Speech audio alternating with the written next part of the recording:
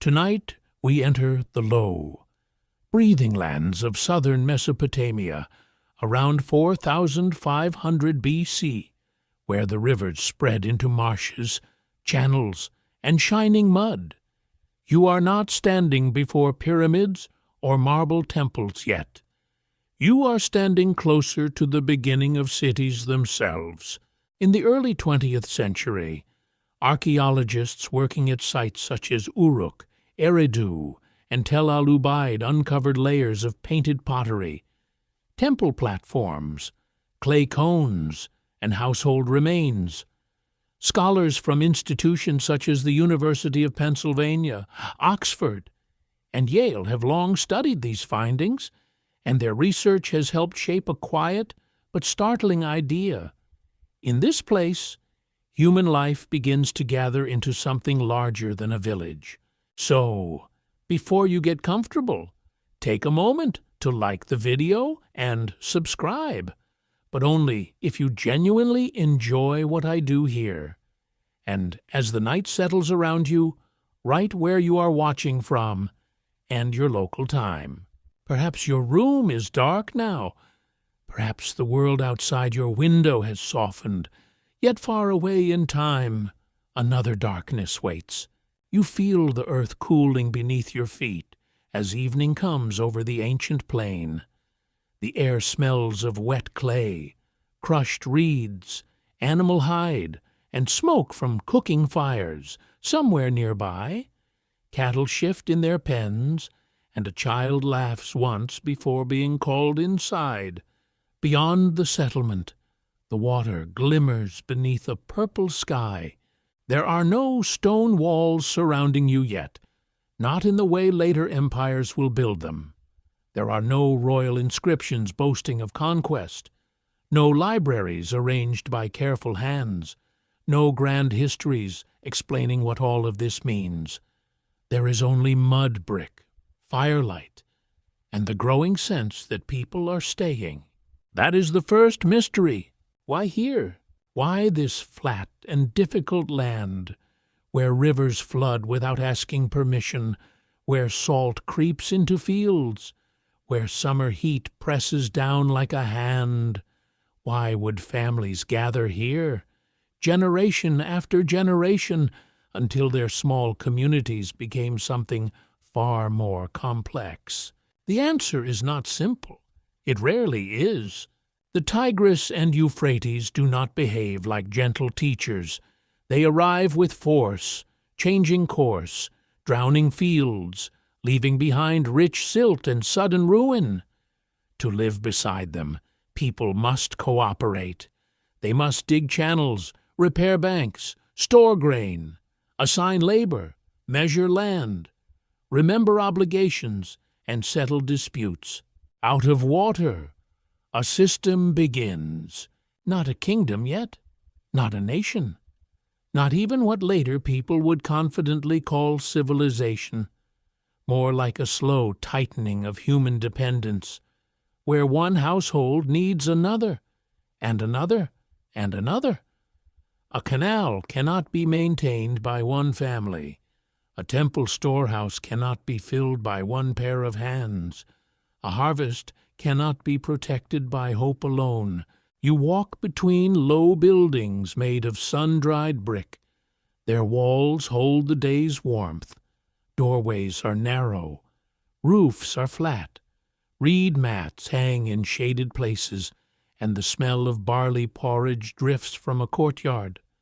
A woman presses clay against a basket to make a seal impression.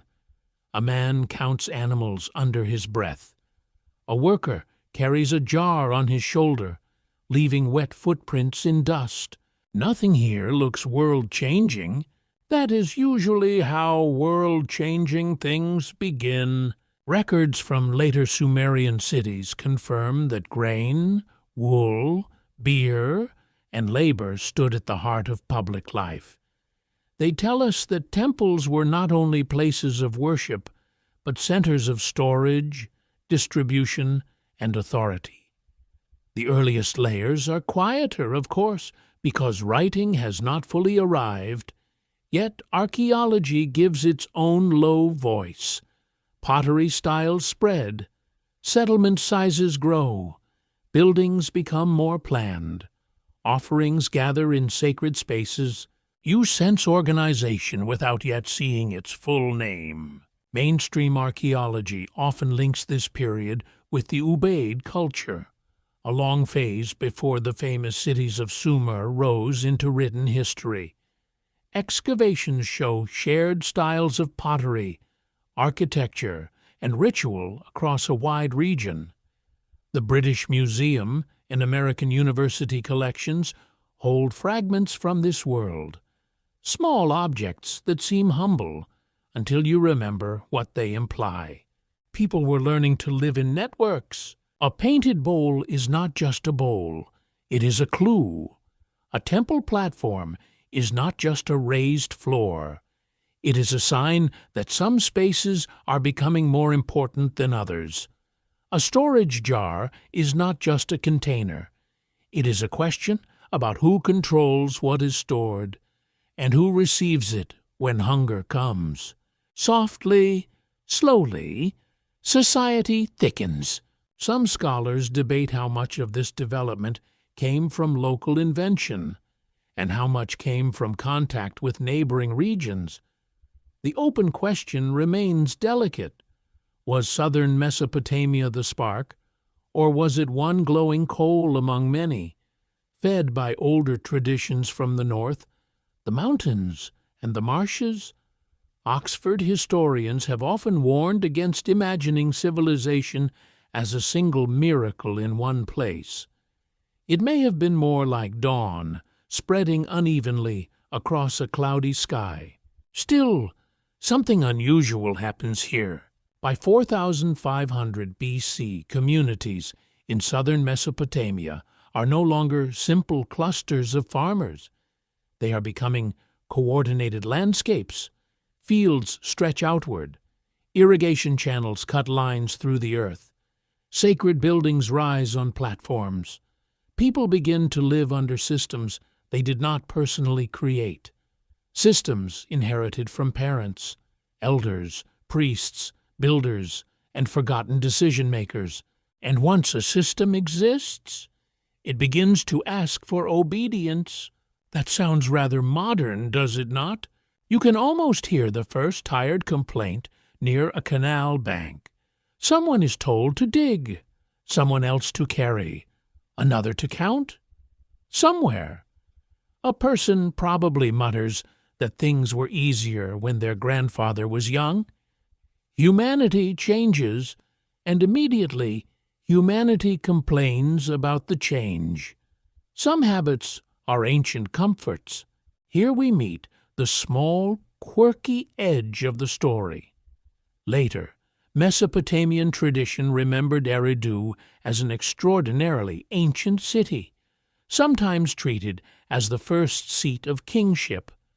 Some fringe writers have taken this memory much further, imagining Eridu as a survivor of a vanished world, or even as a place where beings from the sky instructed humankind. That is not what careful archaeology proves, yet the legend itself matters because it shows that Mesopotamians also looked backward with awe. They, too, believed the past contained depths beyond easy reach. That feeling is not foolish. It is human. You stand near a settlement at dusk, and the marsh insects begin their thin music. The horizon is wide and low. Smoke bends in the evening air. A dog noses through refuse beside a wall. In the distance, men return along a raised path, their legs streaked with mud from the fields. No one here knows they are living near the beginning of written history. No one wakes and says, "Today we build the first civilization." They simply solve the problems placed before them. Too much water, too little water, too much grain for one house, too many people for memory alone, too many promises for spoken words to hold forever. Civilization, in this sense, is not a shining invention. It is pressure. It is what happens when human beings gather so closely that memory becomes insufficient. Trust becomes formal. Labor becomes organized, and the sacred begins to stand above the ordinary in brick and shadow. Perhaps that is why the Sumerian story still feels slightly unsettling. It does not begin with kings. It begins with dependence. It begins with people learning that survival can be easier together, but also more complicated, more controlled, and less free. The first city is a shelter. The first city is also a trap. As night deepens, the settlement grows quieter. Reed doors close, fires sink low. Somewhere, grain rests in a shared storehouse, guarded by custom, fear, and belief.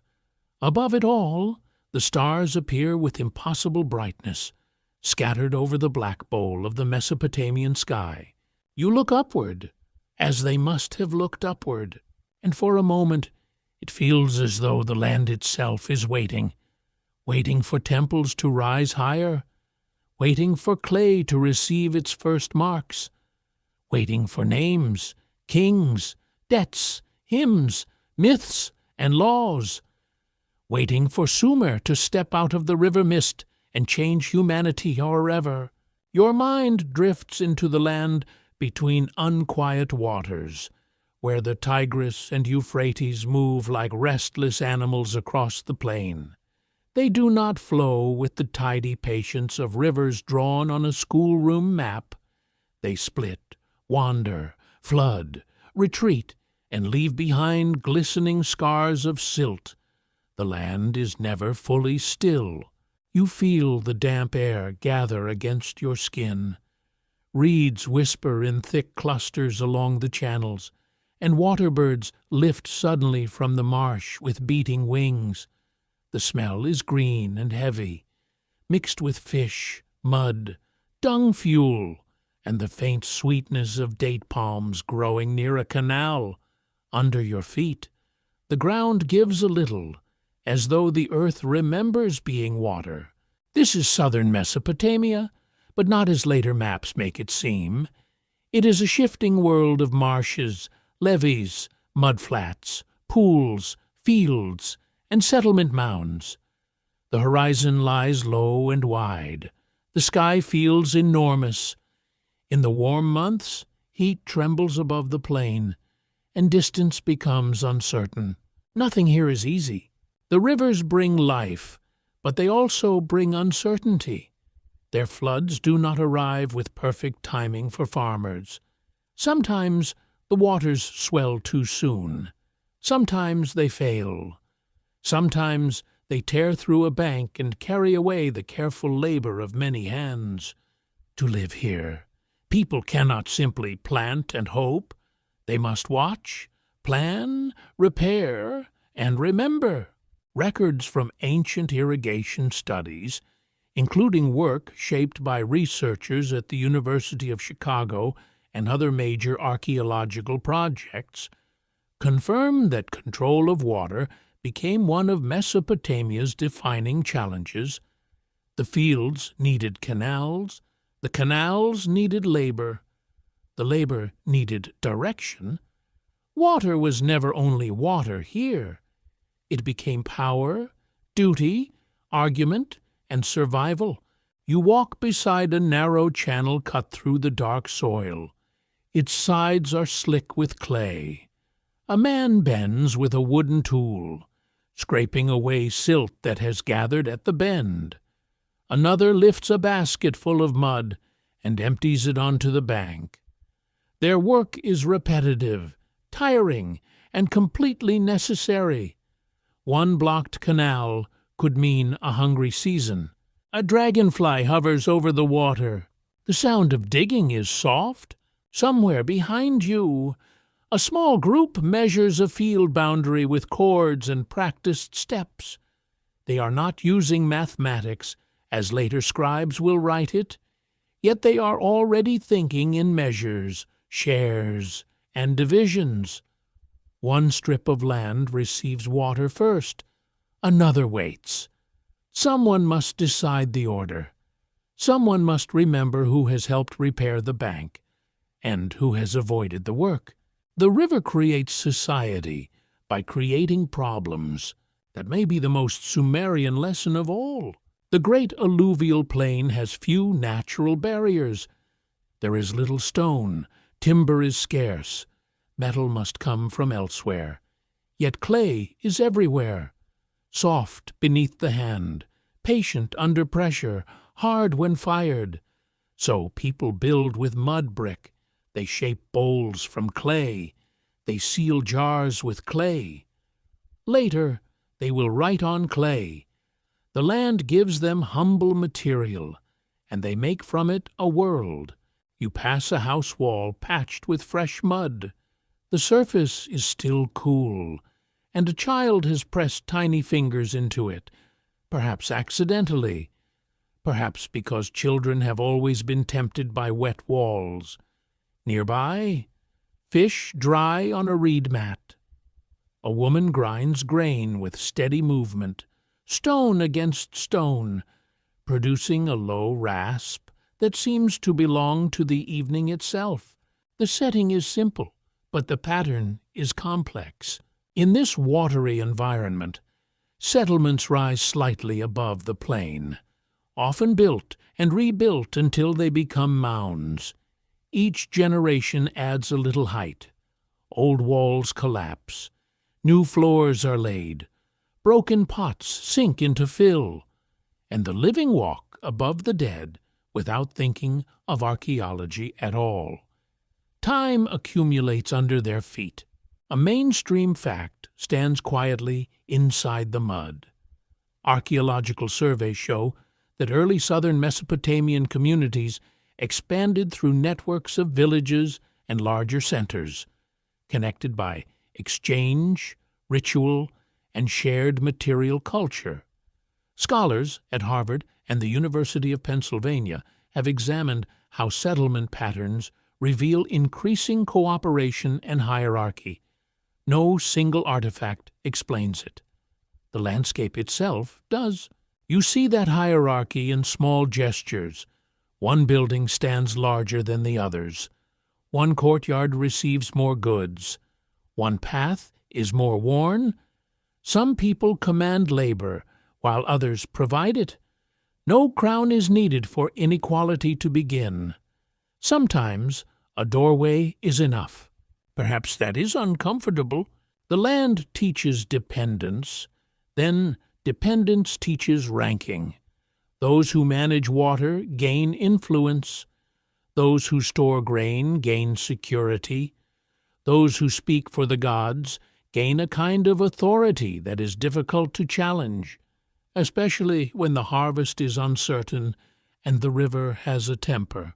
Still, life is not all burden and obedience. There is humor in the heat. Even here, you can imagine a worker slipping in canal mud while his companions try not to laugh too openly. You can imagine someone complaining that the reeds are full of mosquitoes with royal ambitions. Ancient people were not solemn statues. They sweated, joked, argued, flirted, and made mistakes.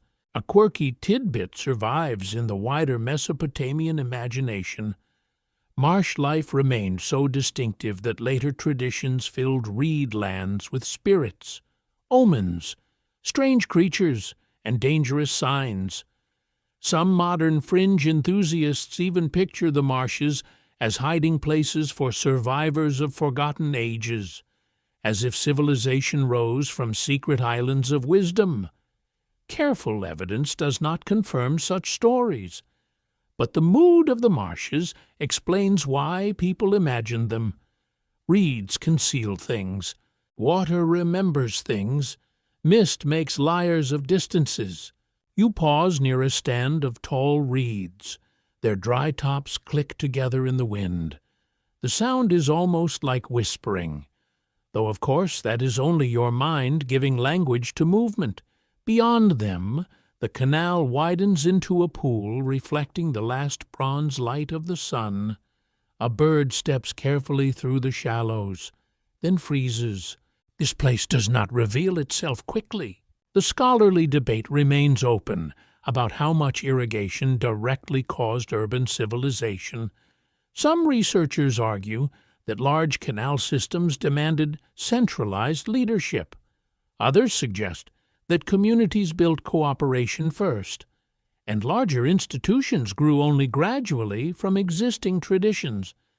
The debate is important because it asks whether power was born from necessity, ambition, belief, or all three mixed together like water and soil. You do not need to choose too quickly. The ancient landscape resists simple answers. A canal can be both practical and political. A field can be both food and wealth. A temple can be both sacred house and administrative storehouse. A river can be both blessing and threat, depending on the season, the bank, and the mood of the sky. Night moves slowly across the plain. The heat remains in the walls, but the air softens. Frogs begin their broken chorus. Somewhere, a boat glides along a channel, its reed bundles tied low, its cargo hidden in shadow. The boatman knows the water paths better than any road. He moves through darkness by habit, listening to the banks. You stand in that darkness and understand something quiet. The first civilization was not built against nature alone. It was built by negotiating with nature every day. People bargained with water using ditches, banks, offerings, tools, memory, and muscle. They learned that the river could be guided, but never fully owned. That lesson still feels familiar.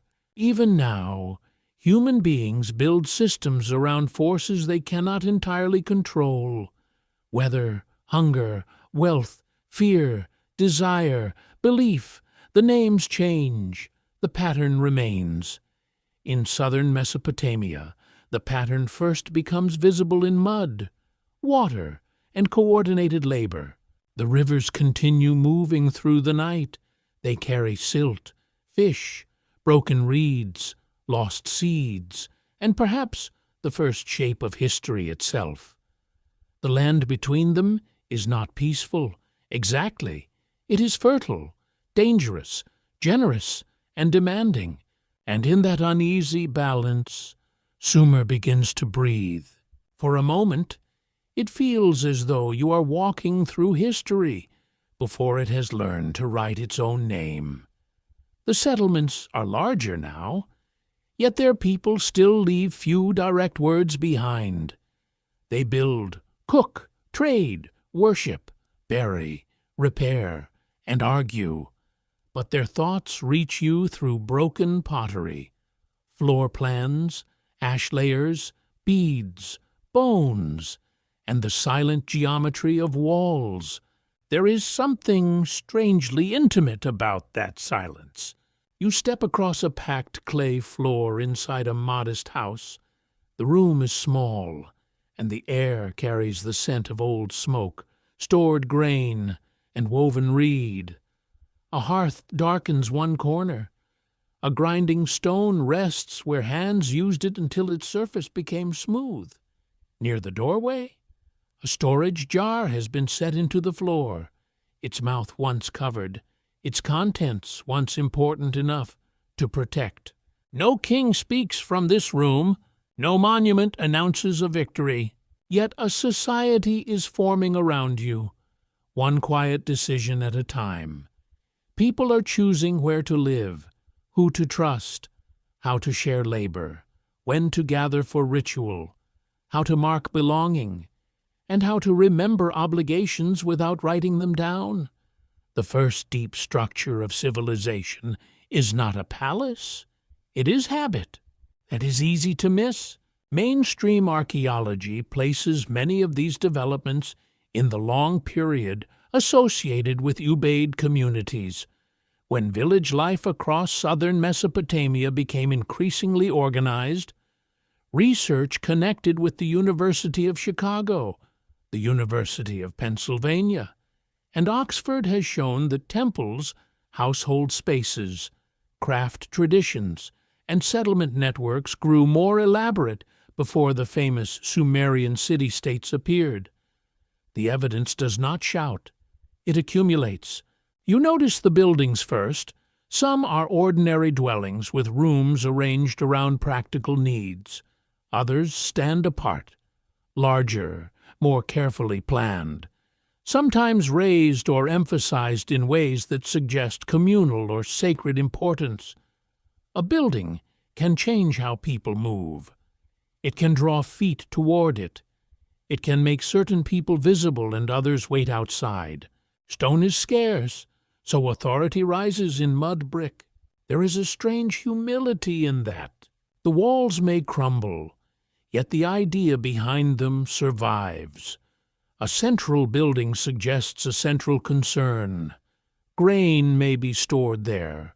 Offerings may be brought there. Decisions may be made there. The sacred and practical are not separate compartments, as modern people sometimes imagine.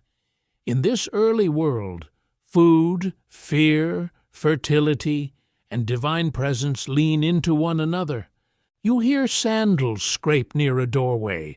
Someone carries a small bowl painted with dark lines.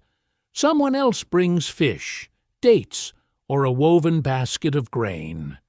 The offering is not grand, it is not golden, yet it participates in a system larger than one household. To give is to belong. To belong is to accept expectation. Perhaps power begins as gratitude, perhaps it begins as fear. The open scholarly debate remains alive around whether these early temple centers were already controlling economic life, or whether later institutions have made researchers imagine too much order too soon. Some Yale and Harvard historians have urged caution, reminding us that sacred buildings can mean many things. A ritual center is not automatically a government office, yet the repeated presence of special buildings suggests that public life is becoming organized around places of shared meaning. That is the important phrase, shared meaning. Without shared meaning, a crowd remains a crowd.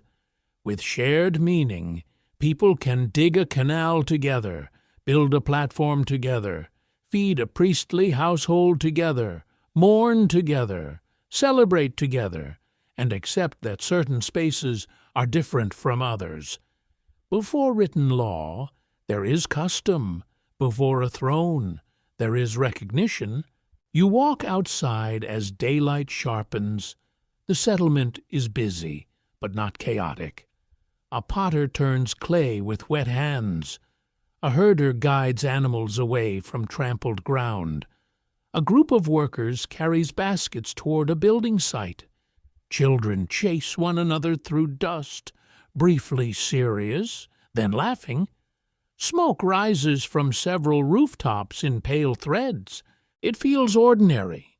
That is the unsettling part. A new human order does not arrive wearing a crown. It arrives as a routine. It arrives when someone expects grain to be delivered on a certain day. It arrives when a family knows which festival requires which gift. It arrives when a young person learns that some doors are not for everyone. Social order can be very quiet. One mainstream fact helps anchor the scene. Excavations at early Mesopotamian sites show increasing craft specialization before full urban life. Pottery, weaving, tool production, and administrative practices did not appear all at once, but grew through repeated work across generations. Studies published by major archaeological teams in American and British institutions describe this as a gradual intensification of social complexity. In simpler words, people were getting better at depending on strangers. That is no small thing. A village depends on relatives and neighbors. A complex settlement depends on people you may not know personally. Someone makes a pot for someone they never eat with. Someone stores grain for a household they do not belong to. Someone organizes labor across kin groups. Trust stretches, and because stretched trust can break, systems arise to hold it. A seal impression, a ritual rule, a respected elder, a guarded storehouse. Small things become serious. There is also a quirky and slightly odd detail from this early world. Ubaid pottery sometimes carries painted patterns that seem almost playful, with dark geometric designs moving across pale surfaces. Some fringe interpreters have tried to read these patterns as coded messages from a lost priesthood. Professional archaeologists do not accept that claim, because decoration is not writing. Still, you can understand the temptation. Human beings dislike silent objects. We want them to confess. The bowl remains stubborn. It says only what evidence allows, and perhaps a little less. As afternoon settles, heat gathers against the outer walls. The clay smells dry now, almost dusty on the tongue. A fly circles near a jar rim. Somewhere, a goat complains with theatrical misery. Even in the dawn of civilization, goats appear to have mastered the art of sounding personally offended. You follow a path toward a raised structure. The surface underfoot is worn by many steps. This repeated movement matters. Paths are memory made visible.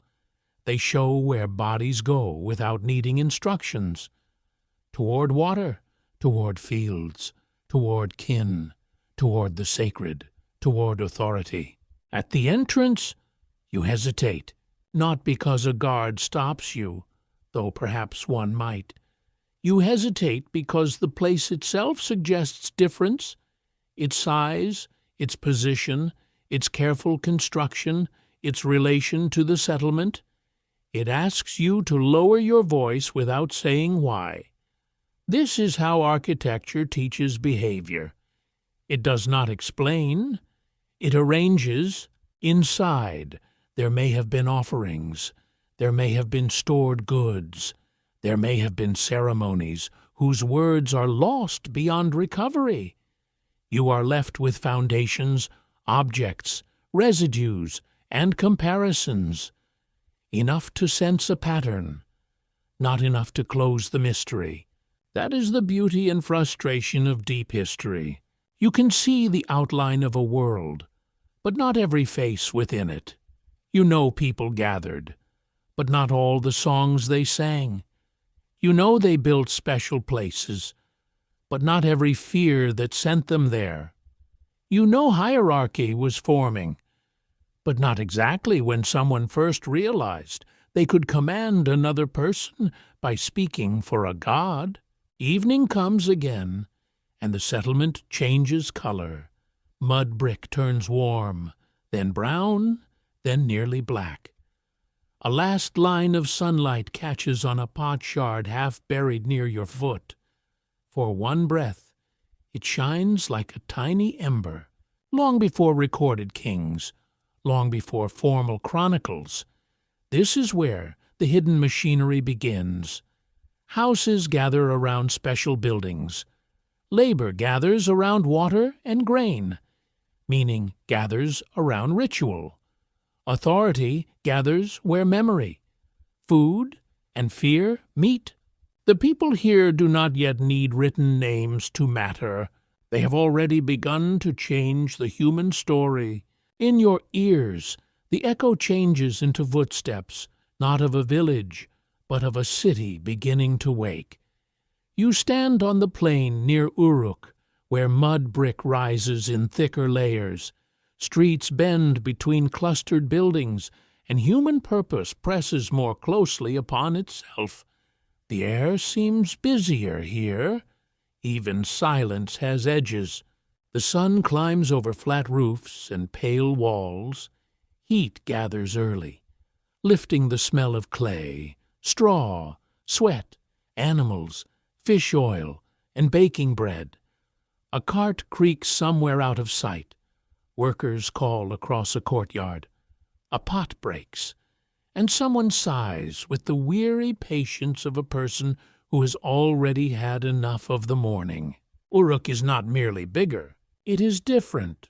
By the late 4th millennium before the Common Era, Uruk becomes one of the largest urban centers of its age.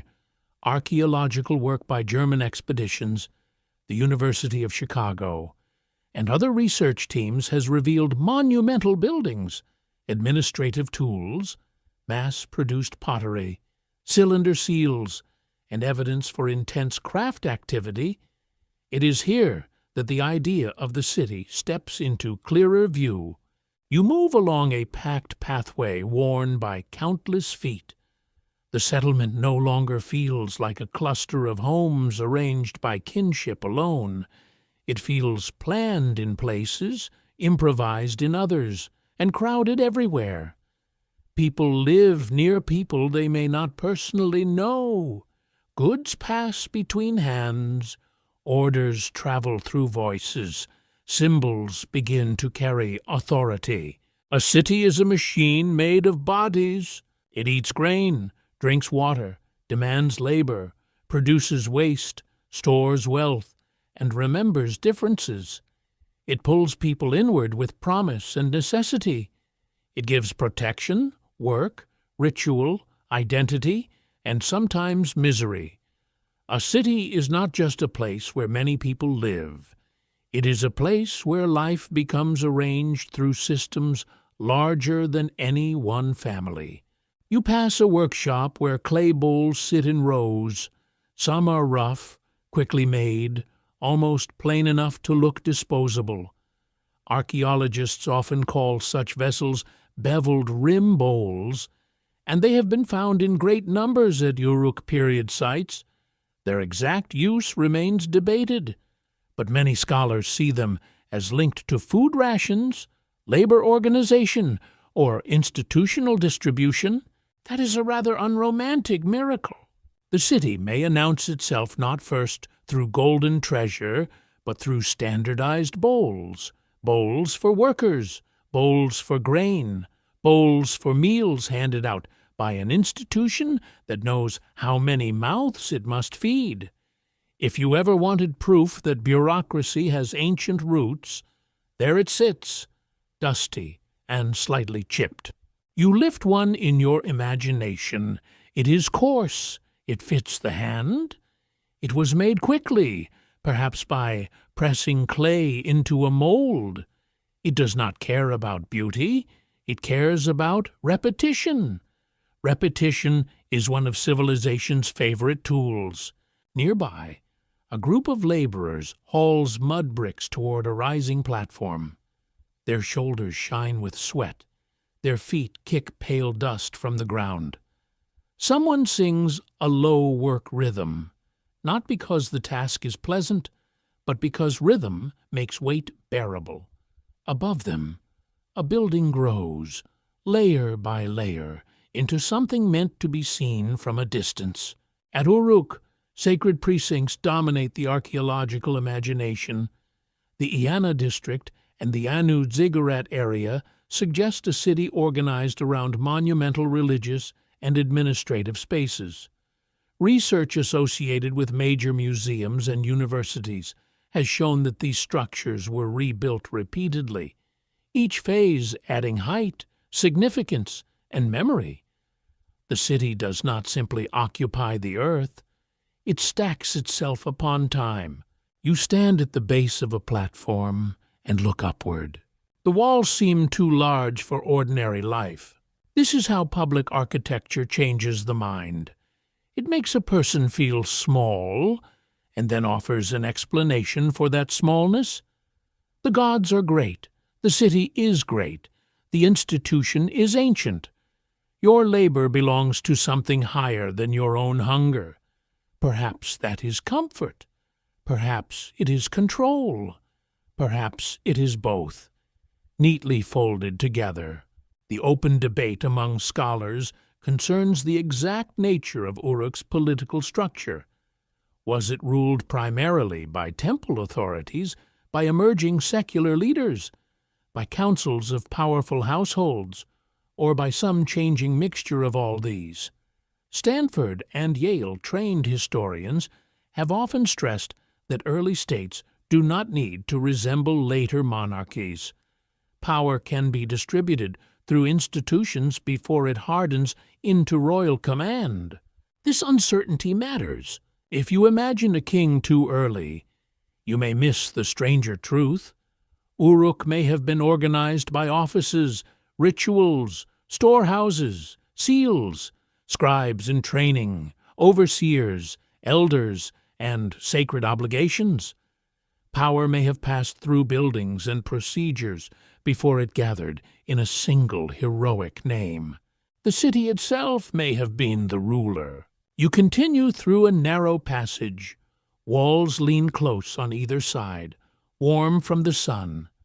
A donkey snorts near a doorway. The smell of wool is strong, thick, and oily. Inside a shaded room, women and men work fibers into thread and cloth. Textile production will become one of Mesopotamia's great industries, demanding sheep, labor, accounting, storage, and distribution. Cloth seems soft. Its organization is not. A woven garment carries within it fields, flocks, shearing, spinning, dyeing, measuring, counting, and exchange. In a city like Uruk, even simple things become tangled in networks. Bread is never only bread. Wool is never only wool. A jar is never only a jar. Everything belongs to a system, and the system is learning to remember itself. A quirky tidbit clings to Uruk's reputation. Later tradition made it the city of Gilgamesh, the mighty king whose adventures would echo through ancient literature. Some fringe writers have taken Uruk's sudden growth and imagined hidden teachers, lost sciences, or visitors from beyond the sky. Archaeology does not require such explanations. The real strangeness is more human and perhaps more impressive. Ordinary people, under pressure, built something extraordinary without needing to understand its final shape. They made the city, then the city remade them at a market space, if that is what it can be called. You sense exchange in motion: fish, dates, wool, reeds, grain, bitumen, pottery, and tools pass through hands. Some goods are local, others hint at distant connections, because southern Mesopotamia lacks many raw materials. Stone, timber, and metals must travel from elsewhere. Uruk reaches outward not with armies alone, but with appetite. A city must import what its landscape refuses to give. So traders move along rivers, across plains, toward mountains, through zones of language and custom. They carry objects, but also habits. A seal design travels, a measuring practice travels, a story travels. The Uruk world spreads, not as a single empire in the later sense, but as a cultural presence seen in distant sites, influenced by its ways. You touch a cylinder seal in thought.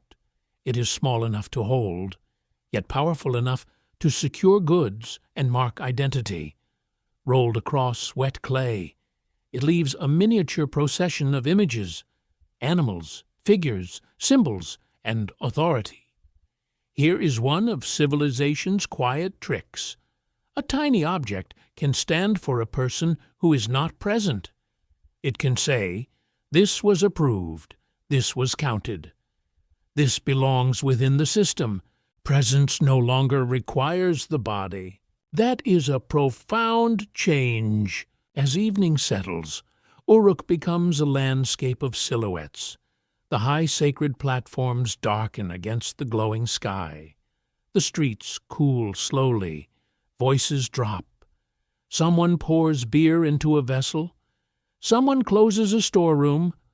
Someone presses a seal into clay. and trusts the mark to hold through the night. The city breathes in layers. Beneath one floor lies another. Beneath one generation lies another. Under the living feet of Uruk are older walls, older hearths, older decisions. The people above them are not inventing everything from nothing. They inherit patterns, enlarge them, and discover that enlargement changes the nature of the pattern itself. A village can remember through faces. A city must remember through signs. You look across Uruk in the dimming light, and it no longer feels like a settlement grown large by accident. It feels like a threshold. Here, labor becomes rationed, worship becomes monumental, trade becomes organized, identity becomes sealed, authority becomes architectural, memory begins moving toward writing. The plain is still flat, the rivers are still restless, the mud is still humble beneath the hand. Yet something immense has awakened from those ordinary materials. Uruk rises, and humanity enters a new kind of dream. The scent of wet clay rises again, but now it is not only clay for walls, bowls, or storage jars. It waits in small, flattened tablets, held in careful hands, softened with water, ready to receive pressure. The room is shaded, and the light enters through a narrow opening, pale and dusty. You hear the quiet tap of a reed stylus. This is one of humanity's strangest thresholds. A human voice is about to leave a mark that can survive its speaker. At first, writing does not appear as poetry, royal glory, or grand revelation. It emerges from counting. It comes from grain, jars, animals, workers, fields, and offerings. That may feel almost disappointing until you pause with it. Humanity does not begin writing because it wants to sing forever. It begins because memory is becoming crowded. Someone owes barley. Someone delivered wool. Someone received beer. Someone must prove it. Archaeological evidence from Uruk shows that the earliest writing grows out of older systems of accounting, including clay tokens, sealed containers, numerical signs, and pictorial marks. Researchers at institutions such as the University of Chicago and Oxford have studied how these early signs developed into cuneiform, the wedge-shaped script later used across Mesopotamia. The oldest tablets often concern administration, not myth. There is something wonderfully dry about that. The first scribes were not necessarily dreamy poets gazing at stars. They were closer to accountants with damp clay, sharp eyes, and perhaps a talent for making everyone slightly nervous. Every civilization needs someone who remembers too well. The scribe becomes that person, except now, memory has a backup copy. You sit near the wall and watch. A hand presses the end of a reed into clay. The mark is small, angled, almost plain. Another mark follows, then another. The tablet becomes a field of controlled impressions. Some signs may represent objects, others represent numbers. Some are still close to pictures, while others are already becoming abstract, losing resemblance as they gain speed. A sheep becomes a sign. A jar becomes a sign. A human obligation becomes something that can be stored on a shelf. The change is enormous. Spoken words vanish into air. A marked tablet remains. It can be carried, sealed, checked, disputed, archived, broken, buried, and found thousands of years later by someone with a brush and a patient heart. Writing turns time into a material. It gives authority a longer shadow. The clay tablet looks humble in the palm, yet it changes what power can do. Power no longer has to stand in the room. A command can travel. A receipt can accuse. A record can outlive denial. Institutions become more durable when they can write things down. Temples, workshops, storehouses, and households gain a new kind of memory, one less dependent on old people, honest people, or frightened people. You can almost hear the first groan of someone caught by a record. So much for forgetting.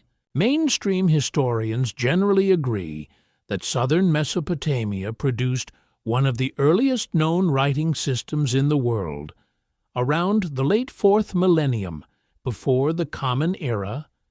Yale, Harvard, and University of Pennsylvania scholars have all contributed to the study of early scripts, administrative tablets, and the social settings that made writing useful. The evidence suggests that writing grew gradually through practical needs, rather than appearing fully formed in a flash of genius. That slow growth makes it more believable. It also makes it more mysterious, because invention is rarely one moment. It is a chain of small adjustments made by many hands. Someone changes a mark. Someone simplifies a drawing. Someone repeats a sign often enough that others recognize it. Someone trains a child or apprentice. Someone stores tablets in a room where they can be found again. Eventually, a system exists, and no one living can remember every step that created it. You look at a tablet drying near the doorway. Its surface is dull, its edges uneven. It may record grain, it may list workers, it may count animals. Nothing about it seems romantic, yet it holds a quiet revolution. A person not present can be summoned by a mark. A thing not visible can be counted. A past action can be called back into the present. Writing is not only memory, it is control over memory. The open scholarly debate surrounds the exact path from tokens to tablets. Some researchers emphasize the role of sealed clay envelopes that held counters, suggesting that numerical accounting led toward signs on the outside. Others argue that multiple traditions of marking, sealing, and representing goods converged over time.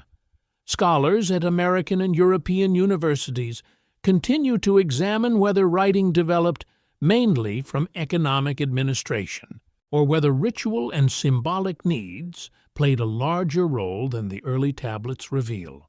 The debate matters because origins shape meaning. If writing begins in accounting, then civilization first writes to manage labor and wealth. If ritual played a deeper part, then writing also begins as sacred ordering, a way to make invisible relationships visible. Perhaps both are true. The temple storehouse does not separate heaven from barley as cleanly as modern thought might prefer. In this world, the divine may need a receipt. That is a little funny. It is also unsettling. A quirky fringe tidbit sometimes appears around early writing. Some enthusiasts claim that the first signs contain secret maps, cosmic diagrams, or encoded messages from beings older than humanity. Careful scholars reject those claims when evidence is stretched too far, yet the impulse is understandable. These marks look like fragments from a mind half hidden behind time. They are simple, dense, and strangely remote. You want them to speak more than they can? The tablet remains calm. Around you, the scribal room continues its work. Reed pens are cut and trimmed. Clay is kneaded to the right texture. A mistake can be smoothed away while the tablet is wet. But once dried or fired, error becomes stubborn. This makes the scribe careful. It also makes the scribe powerful, because a trained hand can turn messy life into official form. Outside, the city noise continues. Animals bray, workers carry baskets, bakers tend ovens, a brewer checks a vessel of fermenting grain. Yet inside this shaded space, another labor unfolds, quieter than digging canals, but perhaps just as important, the labor of signs. The body works. The mark remembers. You notice how writing changes distance. A sealed tablet can move from a workshop to a storeroom. A messenger can carry information across fields or along waterways. A central authority can know, or believe it knows, what happens beyond its immediate sight. Not perfectly, of course.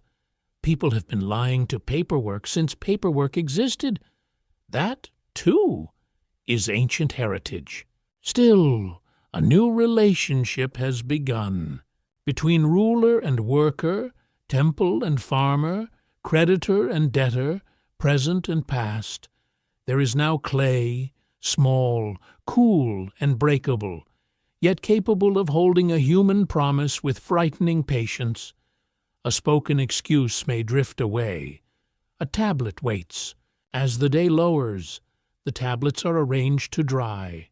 Their surfaces catch the fading light in shallow cuts and shadows. Each mark is a tiny valley. Each sign is a decision. Somewhere, a child watches the trained hand of an older scribe and begins to understand that knowledge can be learned, guarded, and turned into status. The future classroom is already hiding here. Not every person will read. Not every person will write. That matters. Writing opens a door, but it does not open equally. Those who master signs can serve institutions, advise officials, manage accounts, preserve hymns, and shape the language of power. Those outside the signs may still live fully, but they must trust others to record them fairly. Trust is fragile. Clay is harder. Night approaches, and the room cools. The tablets lie silent, but the silence has changed. It is no longer the silence of a world without writing. It is the silence of information stored, waiting for someone authorized to wake it.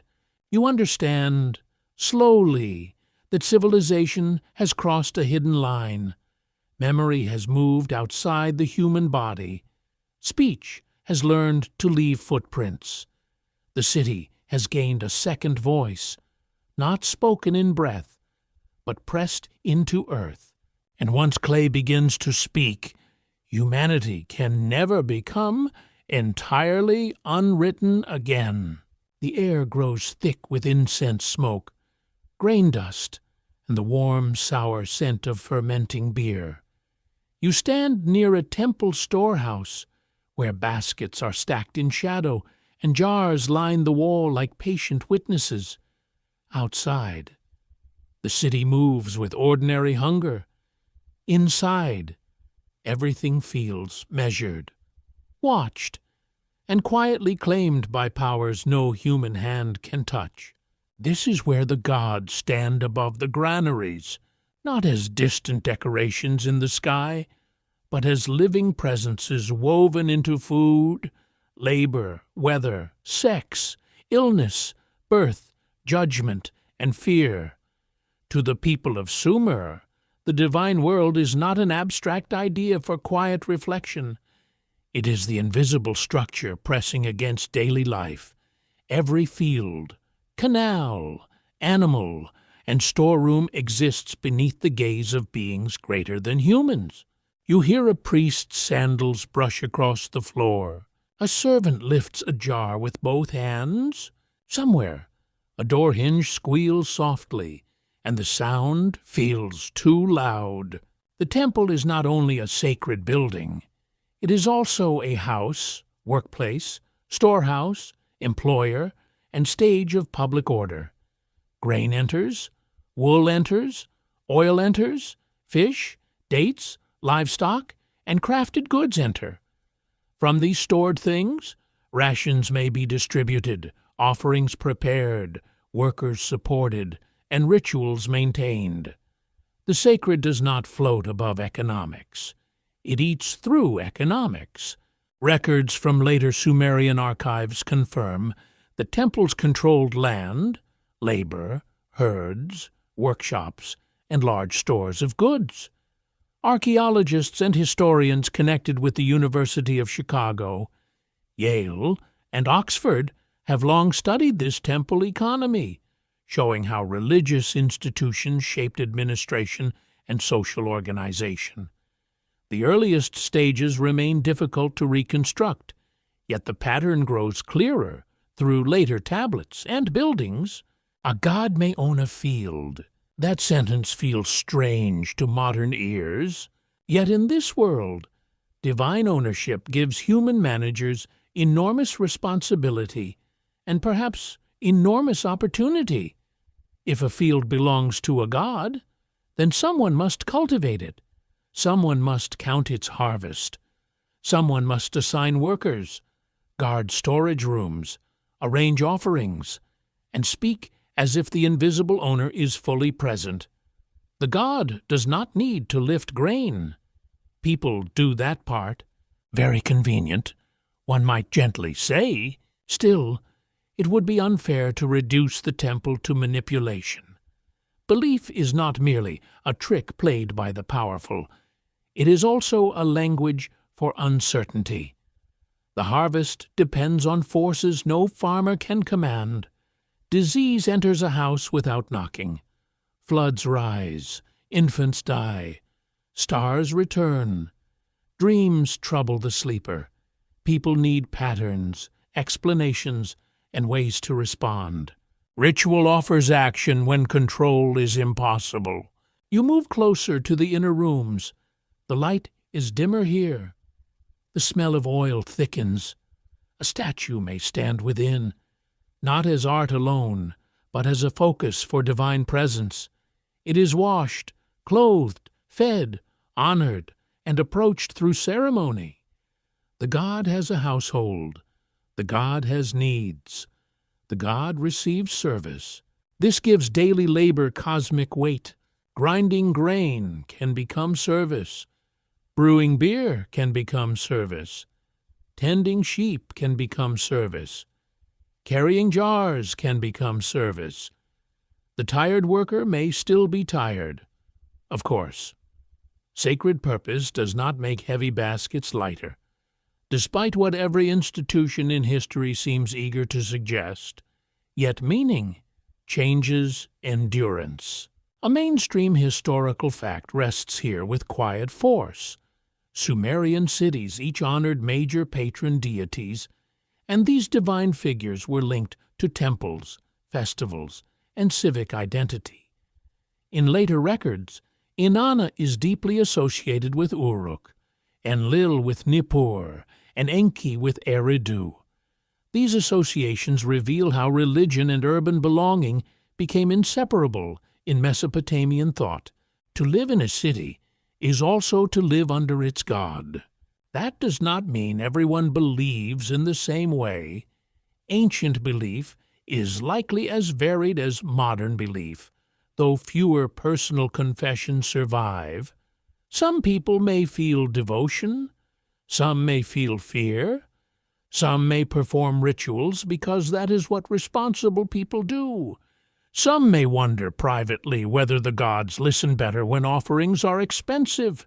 Human skepticism is probably not a recent invention. Outside, festival preparations begin.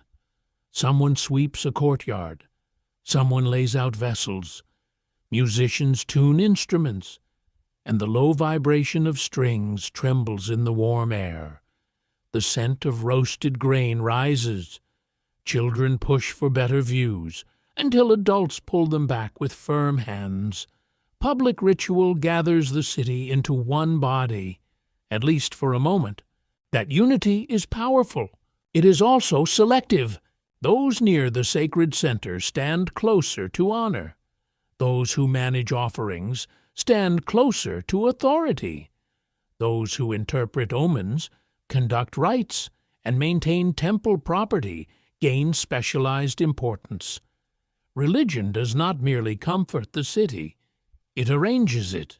It teaches people where to stand, when to bow, what to bring, and which words belong in which mouths.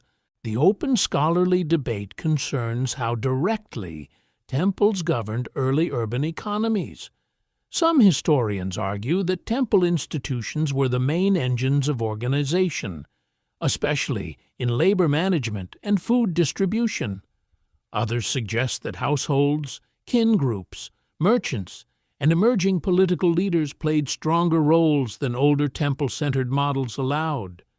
Research traditions at Harvard, Stanford, and other universities continue to refine this question by examining tablets, ceilings, architecture, and settlement patterns. The debate remains open because power rarely leaves a clean footprint. A storeroom can serve a temple, an elite household, or an institution that blends both. A seal can belong to an official whose authority is sacred, political, economic, or all three. The categories that modern people separate may have been braided together in ancient hands. Pull one strand, and the whole cord tightens. You step into a courtyard as evening light pours gold over the brick. Offerings are brought forward. Bread, beer, oil, and animals move through ritual space. Voices chant in measured cadence. The sound does not rush. It rises and falls like a slow breath, giving shape to the unseen. For a moment, the city seems to listen. A quirky tidbit lingers in the shadows of Sumerian religion. Later myths describe the gods as living almost like great householders, with meals, servants, tempers, rivalries, and preferences. Some fringe interpretations turn this into a claim that the gods were literal ancient visitors who demanded food from humans. Careful scholarship treats the stories as mythic theology, not field reports. Yet the human quality of the gods remains fascinating. They are immense, but not remote. Powerful, but strangely needy. Perhaps that is why they feel so close. A god who eats offerings is easier to imagine than a silent infinity. A goddess who loves, rages, protects, and destroys feels near the pulse of daily life. A divine council deciding human fates resembles a human council, only larger, brighter, and more dangerous. The Sumerians look upward and see power in a form they can narrate. Night thicken, lamps are lit. Their flames tremble in bowls of oil, casting moving shadows across clay walls. The storerooms remain full or nearly full, which is a kind of comfort. The rites are completed, or at least completed enough for human confidence. Someone closes a door, someone seals it. The seal mark presses into clay. The god's goods are safe. Yet beneath the calm, the system hums with tension. If the temple feeds workers, workers depend on the temple. If the temple owns land, land ties people to divine authority. If the gods require offerings, offerings require production. The sacred and the practical circle each other until neither can be easily separated. You feel that circle closing softly, not like a prison at first, more like a shelter, a pattern, a rhythm that explains the world. The gods stand above the granaries because grain is life, and life is uncertain. To place grain under divine order is to place hunger inside a story.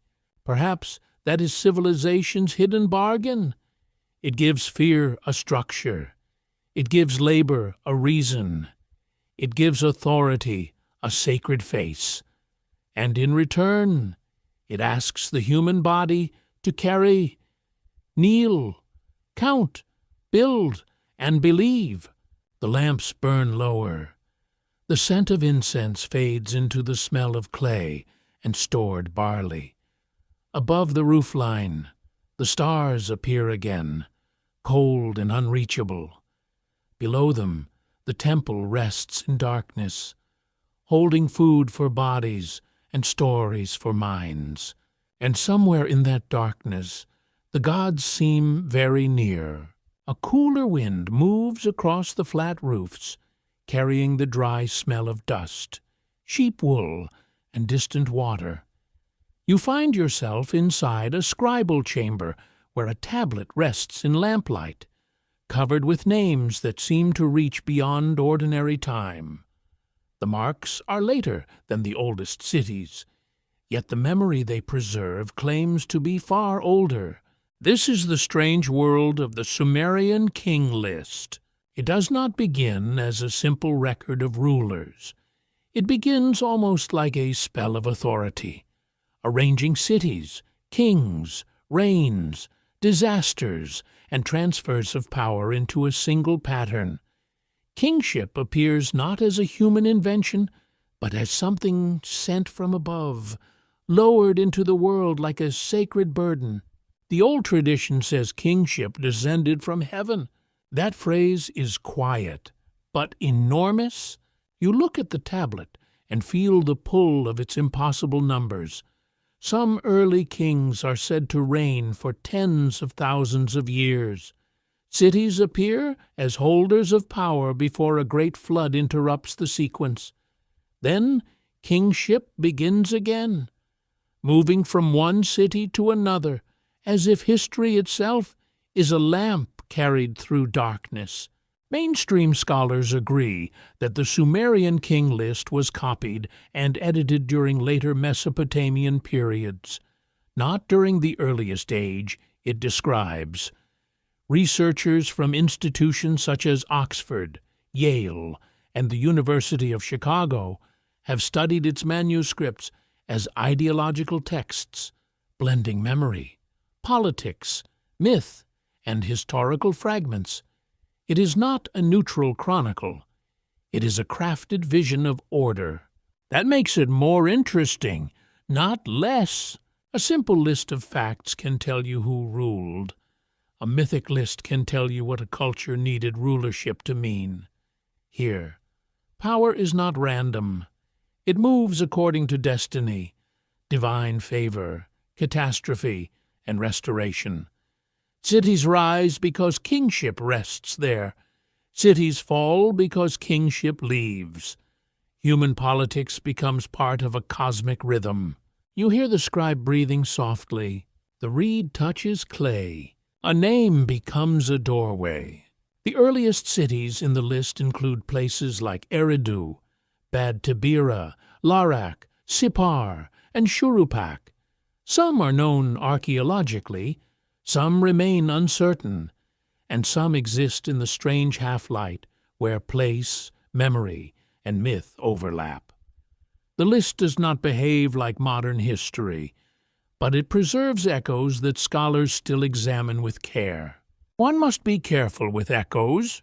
They can be real and distorted at once. A mainstream historical fact sits beneath the wonder. Sumerian city-states did develop political traditions in which rulers, temples, councils, and local identities mattered deeply. Inscriptions from later third millennium rulers show kings presenting themselves as builders, warriors, servants of gods, and protectors of cities.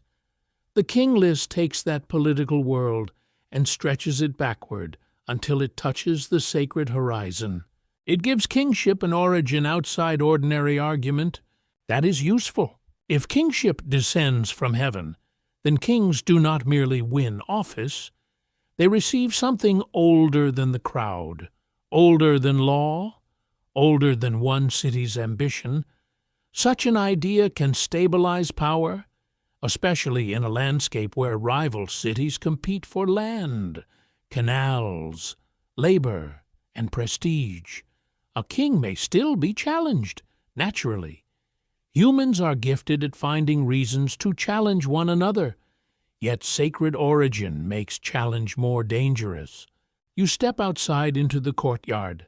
Night is falling, and the moon lifts above mud brick walls. The city seems hushed, but not asleep. Somewhere. Guards murmur near a gate. Somewhere. A household finishes its meal. Somewhere. An old storyteller repeats names remembered from people who remembered other names. Before writing fixed such traditions, memory must have lived in mouths. A list could be sung, recited, corrected, exaggerated, and shaped by the needs of the moment. One ruler becomes greater in memory. Another fades. A city's defeat becomes divine withdrawal. A flood becomes the break between ages. In time, the remembered past becomes smoother than life ever was. The open scholarly debate concerns how much historical memory lies inside the king list's earliest sections. Some researchers see a few distant echoes of real prehistoric rulers or dynasties, later magnified beyond recognition. Others view the oldest names and reigns as primarily mythic, designed to create a sacred framework rather than preserve literal sequence. Harvard and Stanford historians often caution that ancient lists can organize legitimacy more than evidence. This caution is necessary, yet caution does not empty the tablet of mystery. It simply changes the question. Instead of asking whether one man truly ruled for 28,000 years, you ask why such a reign was imagined. What kind of time did the Sumerians believe lay behind them? Why did they place vast ages before the flood? Why did they picture civilization as older, deeper, and more broken than ordinary memory? That is where the tablet becomes unsettling. It suggests that the people of Mesopotamia did not see themselves as standing at the beginning. They imagined earlier ages, earlier cities, earlier rulers, and a world already ancient before their own present. Their civilization, so early to us, looked backward into depths of its own. You are watching the first historian's dream of prehistory. A quirky fringe tidbit has grown around this list for many years. Some writers claim the huge reigns prove that ancient kings were not fully human, or that time was once measured differently, or that beings from the sky ruled before ordinary people. Professional scholarship does not accept those conclusions. The exaggerated reigns fit better within mythic number systems, royal ideology, and symbolic time. Still, the fascination is understandable. A reign of thousands of years does not behave politely in the modern mind. It refuses to shrink. You imagine one of those early kings as the list presents him, not as flesh alone, but as a figure standing in a mist of impossible duration. His city glows beside a river. Generations are born and buried while his name remains fixed. The number attached to him is not biography. It is atmosphere. It says, "This ruler belongs to a time when the world was different." Perhaps that is the true function of mythic numbers. They mark distance, not geographical distance, but spiritual distance. They tell the listener that ordinary rules have not yet settled. Before the flood, time itself seems larger, looser, and less human. Reigns stretch like shadows at sunset. Cities sit close to heaven. Disaster waits beyond the edge of memory. You stand near the city gate as the night deepens. A breeze moves dust along the threshold. The gateposts are worn by hands, ropes, animals, and passing goods. Political power is not only an idea here. It is gates, fields, storerooms, canals, patrols, punishments, festivals, and names spoken with respect or resentment. Kingship may descend from heaven, but it must operate in mud.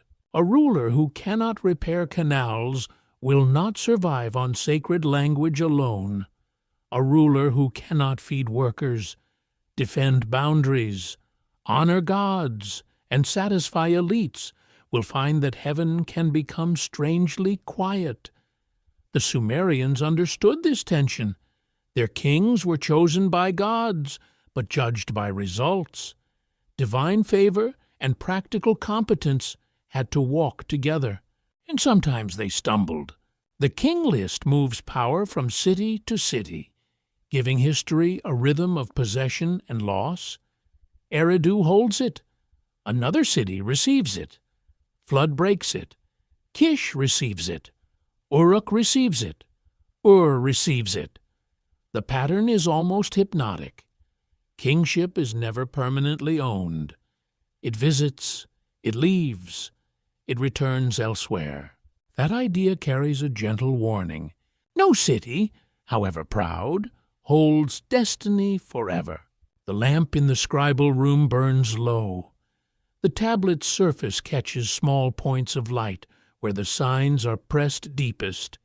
Each name sits among others, part of a chain that claims to bind heaven, kings, cities, and catastrophe. The list does not answer every question. It multiplies them. You begin to feel why such a document mattered. It gave shape to political memory. It turned scattered city traditions into a single, unfolding drama. It explained rivalry as sequence. It made history feel governed, even when life itself felt unstable. Perhaps people needed that. Perhaps they still do. Outside, the moon rises higher above the silent roofs. The ancient names remain behind you in clay, patient and unread by most of the living. They have crossed thousands of years, not because they were ordinary, but because they were strange enough to be copied, studied, doubted, and remembered. Kingship falls from heaven, the tablet says, but in the darkness you sense another truth. Kingship also rises from human longing, from fear of chaos, from the need to place power inside a story older than ambition. The list is not a clean window into the beginning. It is a veil, embroidered with names, cities, numbers, and floodwater. And behind that veil, something still moves. The morning opens with the smell of baking bread, damp wool, and barley mash warming in large jars. You are among laborers, brewers, scribes, herders, potters, weavers, mothers, children, and debtors, all moving through the city's ordinary pulse. This is not the heroic surface of Sumer. This is the body beneath it. A woman bends over a grinding stone, pushing grain back and forth until flour gathers in pale dust. Her shoulders know the motion before thought begins. Nearby, a child carries a small vessel with grave concentration. As if entrusted with the fate of the moon, a man repairs a reed basket, muttering at the split fibers. Someone laughs from a doorway. Civilization sounds like work. Not trumpet music, not thunder, work. You walk through a courtyard where bread rounds cool on a flat surface. The bread is coarse, dense, and precious. Grain is the foundation of meals, wages, offerings, and taxes. In many Sumerian records, barley appears again and again, measured, rationed, owed, stored, and distributed. Research associated with Yale, the University of Pennsylvania, and the University of Chicago has shown how deeply grain shaped early urban economies. Bread is never only bread here. It is payment, promise, survival, and social rank. A ration can reveal your place in the system. A larger portion may mean higher status, harder work, or institutional favor. A smaller one may mean dependence. The stomach learns politics before the mind names it. Beside the bread sits beer. That, at least, feels merciful. Sumerian beer is not quite the clear drink a modern glass might suggest. It is thick, nourishing, and tied to both daily life and ritual. Later texts describe beer as part of rations and offerings, and brewing appears in administrative records with remarkable seriousness. Even in the first cities, humanity seems to have agreed on one sacred principle: if there must be bureaucracy, there should also be beer. You can almost respect that. The brewery smells warm, yeasty, and sour-sweet. Jars stand in shaded rows. Workers handle grain cakes, water, and vessels with practiced rhythm. Beer feeds the labor force as much as it relaxes it. It carries calories, hydration, and social pleasure. People drink together, talk together, complain together, and perhaps forget, for a little while, how heavy the baskets were. Daily life is not simple, but it is full. There are marriages arranged through families, contracts, gifts, and expectations. There are children born into houses already shaped by duty. There are elders whose memories matter, and whose opinions may be endured with careful expressions. There are slaves, servants, dependents, free workers, specialists, and officials. The city is not one class of people living the same story.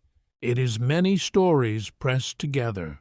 A mainstream historical fact appears in thousands of later tablets. Sumerian society recorded loans, wages, land transfers, adoptions, marriages, disputes, and inheritances with increasing detail. Scholars at Oxford and Harvard have used these records to reconstruct the social fabric of Mesopotamian life, showing that ordinary people interacted with law, debt, family obligation, and institutions in complex ways. You follow a scribe through a busy area near a storehouse. He is not necessarily wealthy in the grandest sense, but he carries a power others can feel. He knows signs, he can record a debt, list a ration, witness a transaction, or preserve a name. His hands are clean compared with those of canal workers, and that fact alone may be noticed. A reed stylus can weigh more than a shovel, not physically, of course, but socially. Yes, you pass weavers working in dim rooms where wool fibers cling to skin and clothing. Their labor is repetitive, skilled, and demanding. Textiles are among the great products of Mesopotamian institutions, traded and stored in large quantities. Sheep stand behind this industry, and beyond the sheep lie pastures, shepherds, accounts, and overseers. A piece of cloth contains an entire landscape of labor. The loom creaks softly. The thread tightens. The city wears the work of many unseen hands. A potter shapes a vessel nearby, turning clay into form with calm authority. His fingers smooth the surface, then sharpen the rim. The clay obeys until it does not, because even clay has opinions. A cracked pot is a small disaster, though not the sort that gets carved into monuments. History usually forgets broken household objects unless archaeologists rescue them from rubbish. That is one of archaeology's quiet kindnesses. It notices what kings ignored: bones from meals, spindle whorls, storage jars, toys, ovens, combs, seal impressions, and medical texts all help restore the ordinary world. Later, Mesopotamian healing practices mixed herbs, ritual, diagnosis, and incantation. Some remedies seem practical. Others feel strange to modern minds, yet they belong to people trying to reduce pain with the knowledge available to them. A quirky tidbit appears in later medical and magical traditions. Some texts prescribe unusual ingredients, animal parts, oils, plants, and spoken formulas for illness or protection. Fringe writers sometimes treat these as evidence of secret sciences lost to modern humanity. The safer reading is more human. People experimented, hoped, prayed, observed, and sometimes made very questionable choices. Ancient medicine could be wise, weird, and deeply confident all at once. A mother wipes dust from a child's face. The child immediately finds more dust. Some achievements truly are timeless. The open scholarly debate here concerns the balance between institutional control and household independence. Some researchers emphasize temple and palace systems that assigned labor and distributed rations. Others argue that private households, merchants, small landholders, and family networks remained powerful forces within the city. Stanford and Yale historians have often noted that urban society should not be imagined as one giant machine. It was more like a web, with knots of authority and open spaces between them. You feel those spaces as you move. A family eats privately in a courtyard. A trader negotiates in a corner beyond official eyes. A woman stores something for later without telling every neighbor. A worker keeps a personal charm tucked into clothing. Even inside systems, people preserve small freedoms. They bargain, hide, joke, resist, flatter, and endure. No society controls everything, not even one that writes things down. Debt, however, can tighten life severely. Loans in barley or silver could bind individuals and households to creditors. Failure to repay might lead to loss of property, service obligations, or family hardship. Later rulers sometimes issued reforms or debt remissions, suggesting that debt pressure was a recurring danger. The city feeds people, but it can also swallow them through obligation. You stand near a doorway at dusk and hear a couple speaking in low voices. Their words are private, but their tone is recognizable. Concern, calculation, hope held carefully. Perhaps a loan is due. Perhaps a daughter's marriage is being arranged. Perhaps a son has been assigned work far from home. Grand civilization is made of small anxieties. The city does not sleep all at once. Bakers rise early. Guards remain awake. Mothers wake for infants. Dogs bark at nothing. With the noble seriousness dogs reserve for shadows. Somewhere, a brewer checks a jar. Somewhere, a scribe reviews a tablet. Somewhere, a tired worker stretches aching fingers and listens to the night insects. Daily life is the true engine of Sumer. Not only kings, not only gods, not only walls. The first civilization changes humanity because ordinary people learn to live inside new forms of dependence. They eat from ration bowls, work through assigned tasks, marry through contracts, borrow against tomorrow, worship through institutions, and leave traces in clay. They become visible to systems, and sometimes invisible as themselves. That is the gentle sadness beneath the wonder. You can know that 10 workers received barley. You may never know the name of the woman who sang while grinding flour. You can read a contract. You may never hear the joke that made a courtyard laugh. You can trace the economy. You cannot fully recover the warmth of a child asleep beside a reed wall. Still, the fragments are enough to draw you close. The bread cools, the beer settles, the wool fibers drift in lamplight. The grinding stone waits for morning. In these ordinary details, Sumer becomes real, not as a distant invention, but as a place where people woke hungry, worked hard, loved imperfectly, feared debt, honored gods, and hoped the next season would be kind. Humanity changed forever here because life became organized beyond the household. And yet, inside every system, a human hand still reached for bread. A dry wind moves across the fields, lifting dust from the canal banks and carrying it toward the city walls. The air tastes faintly of salt, clay, and old water.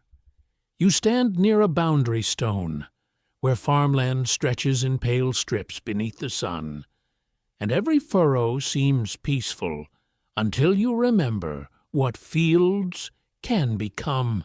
Food is life, land is power, water is argument. In Sumer, city does not grow alone in a garden of calm neighbors. It grows beside other cities, each with its own god, fields, canals, pride, hunger, and memory of insults. The same rivers that make settlement possible also make rivalry unavoidable. A canal cut upstream can starve a field downstream. A boundary shifted by flood can become a reason for conflict. A harvest stored behind walls can tempt desperate eyes. You hear men speaking in low tones near an irrigation channel. Their bodies are tense, though no weapon is raised yet. One points toward a bank. Another shakes his head. The dispute may be over water rights, labor, or a line that someone insists has always been there. In ancient landscapes, as in modern offices, the phrase, "it has always been this way," probably begins many battles. The first wars in written shadow do not appear from nowhere. They grow from daily pressures. Mainstream historical evidence shows that Sumerian city-states competed for territory, irrigation access, labor, and prestige during the third millennium before the Common Era. Inscriptions, boundary records, and carved monuments reveal conflicts between cities such as Lagash and Umma. Research from the University of Chicago, Yale, and Oxford has explored how warfare and state formation developed together in early Mesopotamia. The names are later than the earliest stirrings, but the pattern feels older.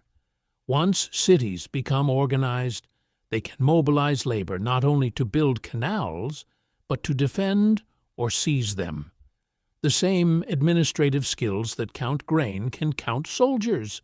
The same authority that calls workers to a temple project can call men toward danger. Organization has a shadow. You walk toward a city gate. It is not grand in the later imperial sense, yet it speaks of concern. Gates control movement. Walls mark inside and outside.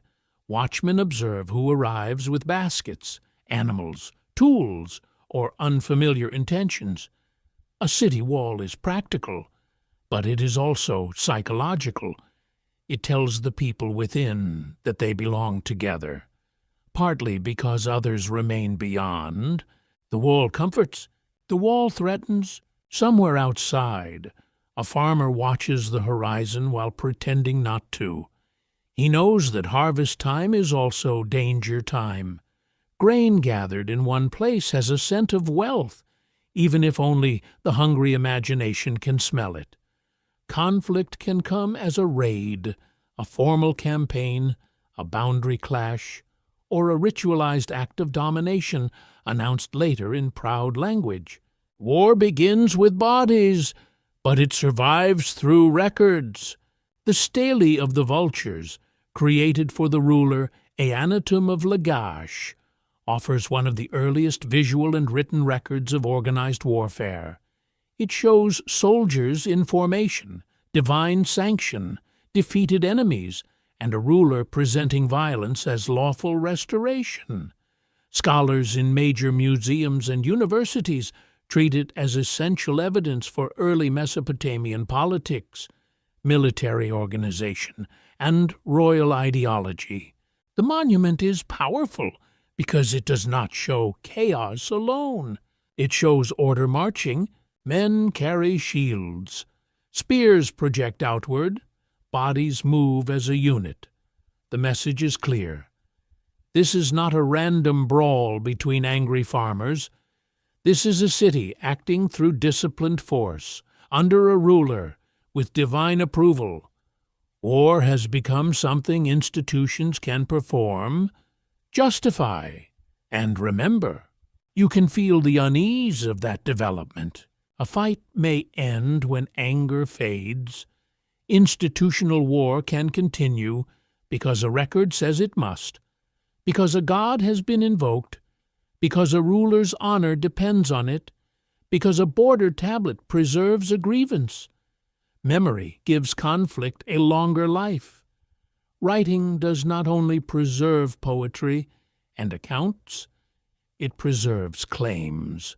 Claims can be sharp. The open scholarly debate concerns how frequent and destructive early Sumerian warfare truly was.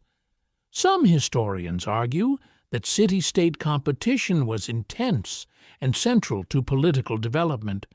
Others caution that royal inscriptions exaggerate victories, making rulers appear more powerful and violent than everyday conditions may have been. Researchers at Harvard and Stanford often remind readers that monuments are not neutral witnesses. They are arguments in stone and clay that caution matters deeply. When a ruler says he restored justice, you must ask whose justice. When an inscription says the enemy violated the boundary, you must ask who carved the inscription. Ancient propaganda is still propaganda, even when it comes with excellent beard styling and divine approval. Yet exaggeration does not mean invention. There were real disputes, real wounded bodies, real destroyed fields, real captives, and real fear. Archaeology does not always preserve the sound of panic, but it can reveal burned layers, weaponry, defensive structures, and abrupt changes in settlement. The quiet earth can remember violence, even when texts boast too much. You stand in a field after a clash. The scene is not described with spectacle, only heaviness. Trampled barley lies flattened in the dust. A broken spear shaft rests near a canal. The water moves around it indifferently. A sandal has been left behind, half sunk in mud. Insects continue their small work. The world does not pause for human conflict. That may be the most unsettling thing. A city can declare victory, but the canal still needs clearing. Bread still needs baking. Children still wake hungry. Widows still negotiate with relatives. Prisoners may be assigned labor. Land may be redrawn. Taxes adjusted. Offerings made to thank the patron god. War ends on a monument long before it ends in kitchens. A quirky fringe tidbit surrounds early Mesopotamian warfare. Some writers have claimed that carvings of gods holding nets or weapons reveal advanced lost technology, or that divine battle scenes remember literal non-human combat. Professional interpretation sees these images as symbolic expressions of divine authority and royal victory. Still, the images are strange. A god casting a net over enemies is not a gentle picture. It suggests that humans imagined war as something caught within cosmic hands. Perhaps that made victory feel cleaner.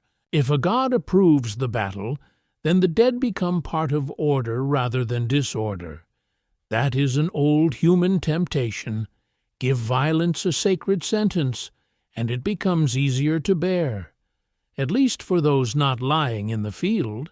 You continue along the boundary between Lagash and Umma, as later texts evoke it, a contested zone where fields, canals, and honor entangled. The dispute over a region known as Guadana became famous in Sumerian records. The conflict shows how land could be argued through history, oath, divine judgment, and force. A field was not only soil, it was memory, an income. The canal glints in the sun. No one trusts it to stay innocent. Water rights can produce astonishing bitterness, because water turns invisible power into visible growth. The field that receives water lives, the field denied it fails. Whoever controls the flow controls the future. In Sumer, irrigation was not background scenery. It was the bloodstream of cities, and bloodstreams are fiercely defended. You imagine messengers moving between rulers. They carry words that may pretend to be polite while sharpening underneath. They mention old agreements, gods, boundaries, witnesses, and wrongs committed by the other side. Diplomacy is already learning its ancient art. Say peace while preparing for trouble. Offer friendship while counting spears. Smile, if necessary. The scribes can record the smiling later. The city prepares. Men gather with spears and shields. Overseers count supplies. Priests perform rites. Families watch from doorways, measuring fear in silence. The army may not be a permanent professional force in the later imperial sense, but organized mobilization is clearly possible. Laborers can become soldiers because the city already knows how to gather bodies for work. The line between worker and warrior is thin. A basket can be exchanged for a spear. The day grows hotter. Bronze or copper weapons catch brief sparks of sunlight. Leather creaks. Wool garments cling to sweaty skin. Someone whispers a prayer to the city god. Someone else thinks only of his wife, his field, or his aching feet. History names rulers, but battle is endured by ordinary bodies. The truth should be kept close.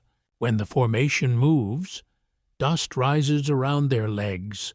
From a distance, it may look almost orderly, almost beautiful in its terrible symmetry. Up close, it is breath, fear, thirst, confusion, command, and the hope that someone else will step forward first. War turns human cooperation toward destruction, and civilization gives it tools to scale. The same city that makes music can make an army. The same tablet that records grain can record tribute. The same God who receives bread can receive victory songs.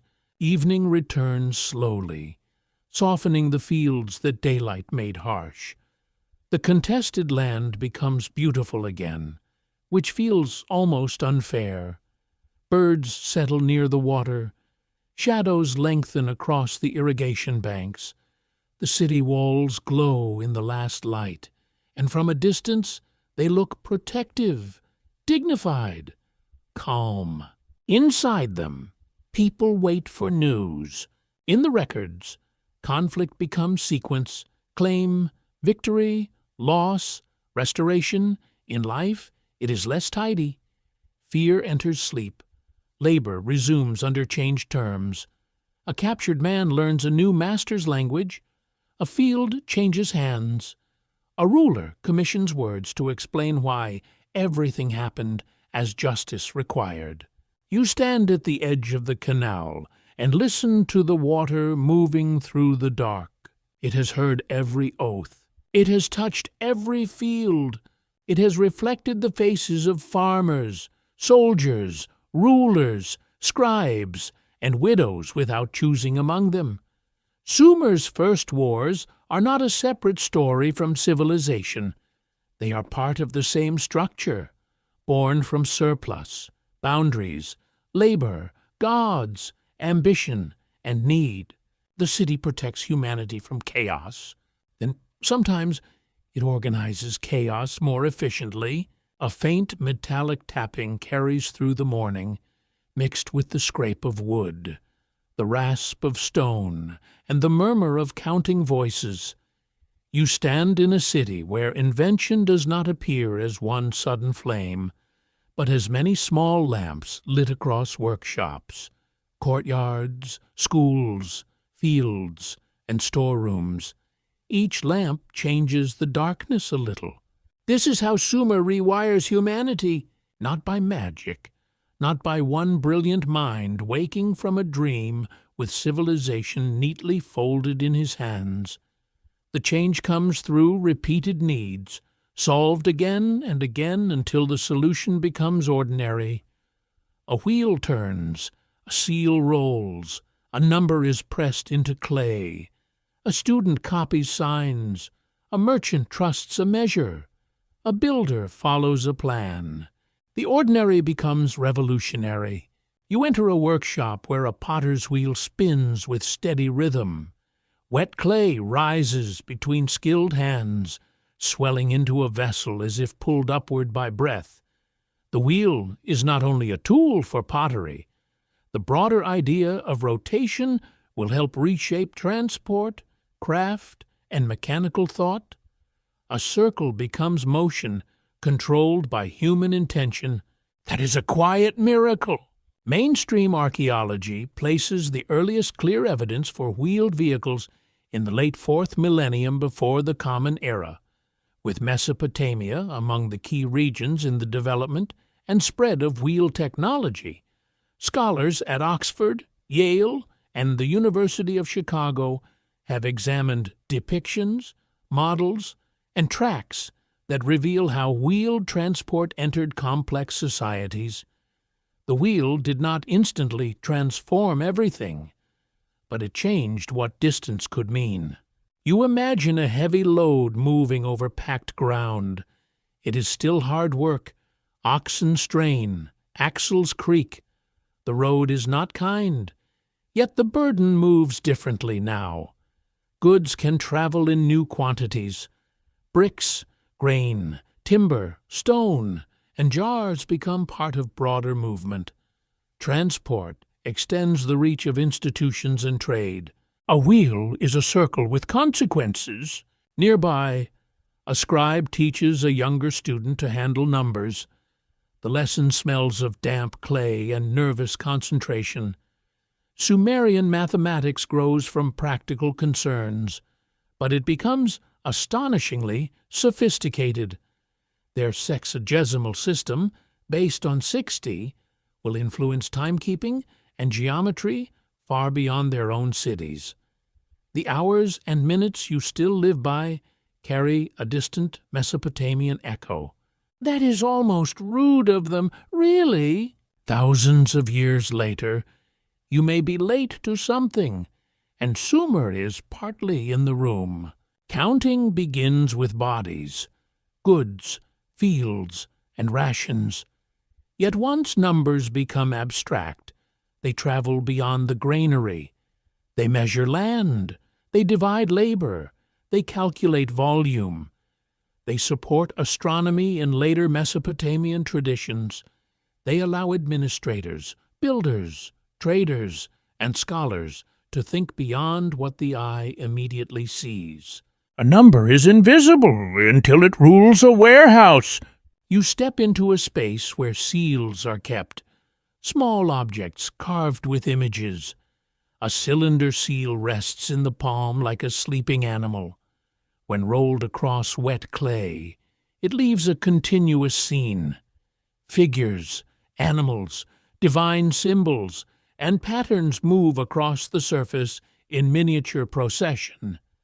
The seal identifies, protects, authorizes, and impresses, literally, which is helpful for the joke, and institutionally, which is less amusing. A seal makes identity portable. It allows someone to mark goods without standing beside them forever.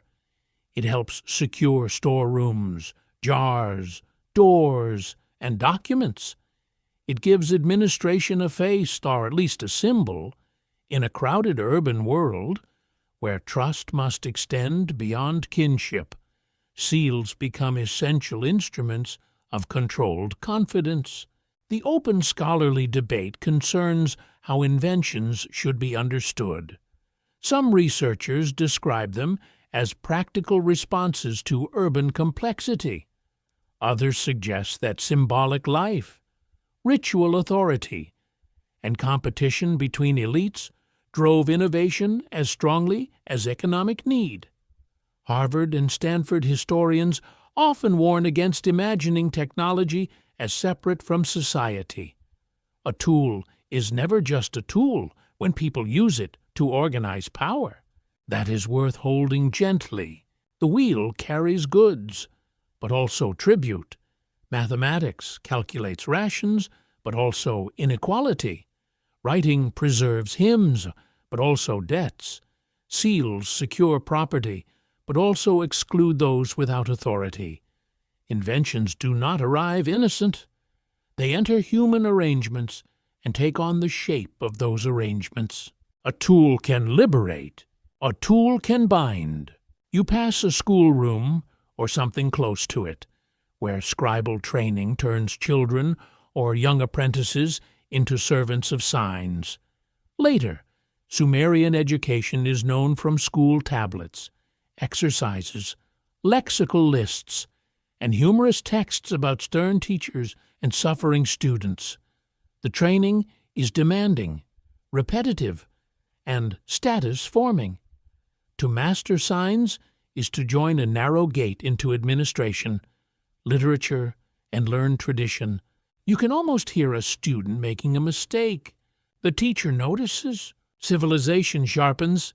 The student copies columns of signs, numbers, and words until the hand obeys.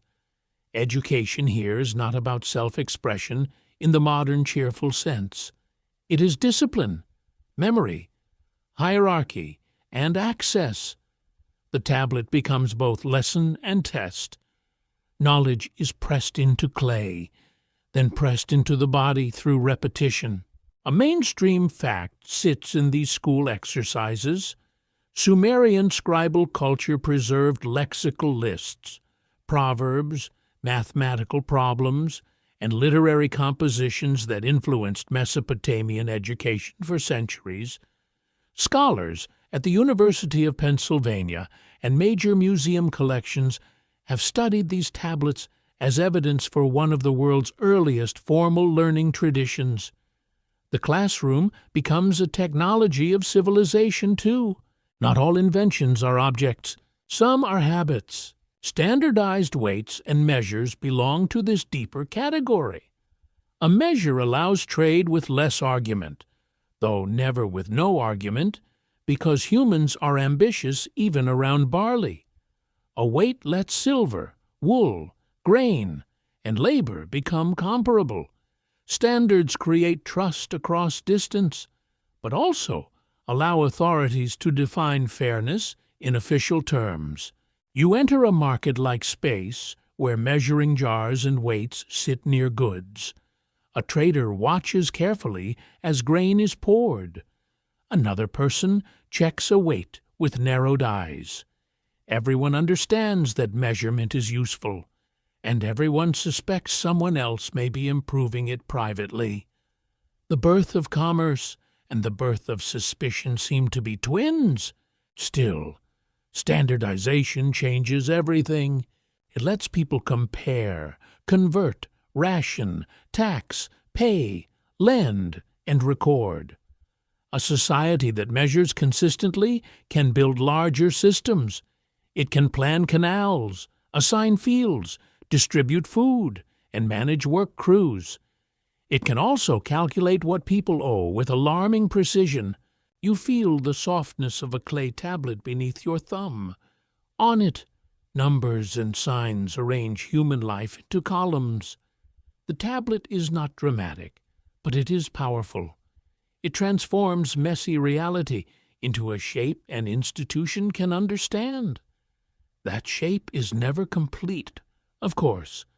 No tablet captures a worker's sore back, a mother's worry, or a farmer's private resentment, but it captures enough to manage them. That is the tension. Sumer's inventions make civilization possible at scale. They also make people more visible to authority. Once counted, you can be fed. Once counted, you can be taxed.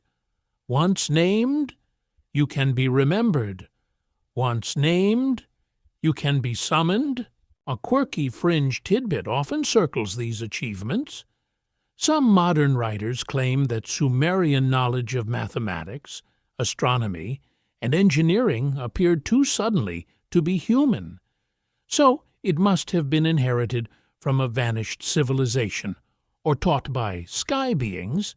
Serious archaeology sees long development, regional exchange, experimentation, and cumulative skill. Yet the feeling behind the fringe claim is understandable. Sumer's inventions seem to appear at the edge of written history already powerful, like a doorway opening onto a room where the lamps were lit earlier.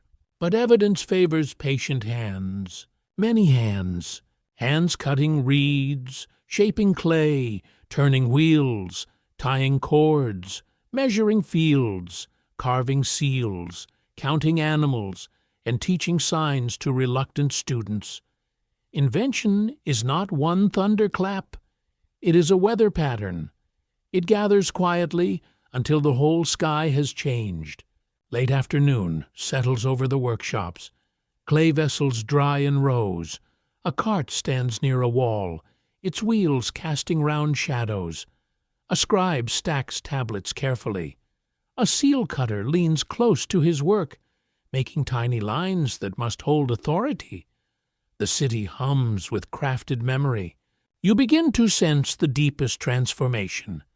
Sumer did not merely invent objects. It invented new ways for human beings to coordinate thought. Numbers, writing, seals, measures, schools, wheels, and contracts all extend the mind beyond the individual. They allow groups to plan, store, compare, command, and imagine together. Humanity becomes larger than the body. That is magnificent. It is also dangerous, for when the human mind expands through systems, it can build temples, write hymns, and measure the stars. It can also collect debts, organize armies, and trap lives inside records. The first civilization gives humanity tools, and every tool waits to discover the hand that will use it. The wheel rests, the tablet dries, the seal mark hardens, and the world is no longer the same. Rain is rare here, but water is never far from fear. You stand where the plain lies low beneath a pale sky, and the ground under your sandals feels crusted, damp, and uncertain. In the distance, reeds lean together beside a channel, whispering as if the marsh itself is telling secrets to the mud. The flood memory begins quietly, not as a wall of water in the mind, not yet. First, it is a stain in the soil, a layer of silt, a buried floor, a broken jar found where no jar should have settled. Archaeology often begins with such small disturbances. Something interrupts the ordinary pattern. Something covers the living surface. Something forces people to build again, higher than they stood. You crouch near an excavation trench in imagination. The cut earth shows bands of color, each one a page without words. Dark occupation layers, pale silt, ash, clay, pottery, another floor. The earth does not speak loudly. It waits for careful eyes.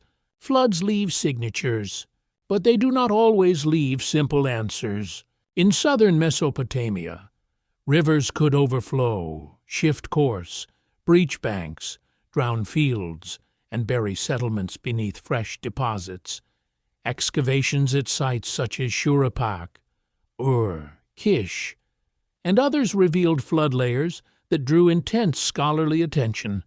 Researchers connected with the University of Pennsylvania, Oxford, and the University of Chicago have studied these deposits with caution, because local floods can be mistaken for universal catastrophe if imagination runs faster than evidence. That warning matters. A flood at one city is not automatically the flood of every myth. A thick deposit at one site may mark a dramatic local event, while another settlement continued almost normally. The land is flat, but history is uneven. Water can devastate one community while leaving another merely anxious and muddy. Still, the memory of flood became enormous. In Sumerian and later Mesopotamian tradition, flood stories describe a world overwhelmed, a chosen survivor, divine warning, a great vessel, and the preservation of life through disaster. The Sumerian flood narrative and later Akkadian versions, including the story of Atrahasis and the flood account within the Epic of Gilgamesh, preserve a haunting pattern. Humanity is nearly erased, and yet continues. You feel the hush around that idea. A world drowned, a human remnant spared, a beginning made from ending. The mainstream historical fact is clear enough. Mesopotamia preserved some of the oldest known literary flood traditions, written long before many later versions became famous elsewhere. Scholars at Yale, Harvard, and major museum collections have examined the tablets that carry these stories, treating them as crucial evidence for ancient memory, theology, and literary transmission. They show that the flood was not merely weather, it became a way to think about human fragility.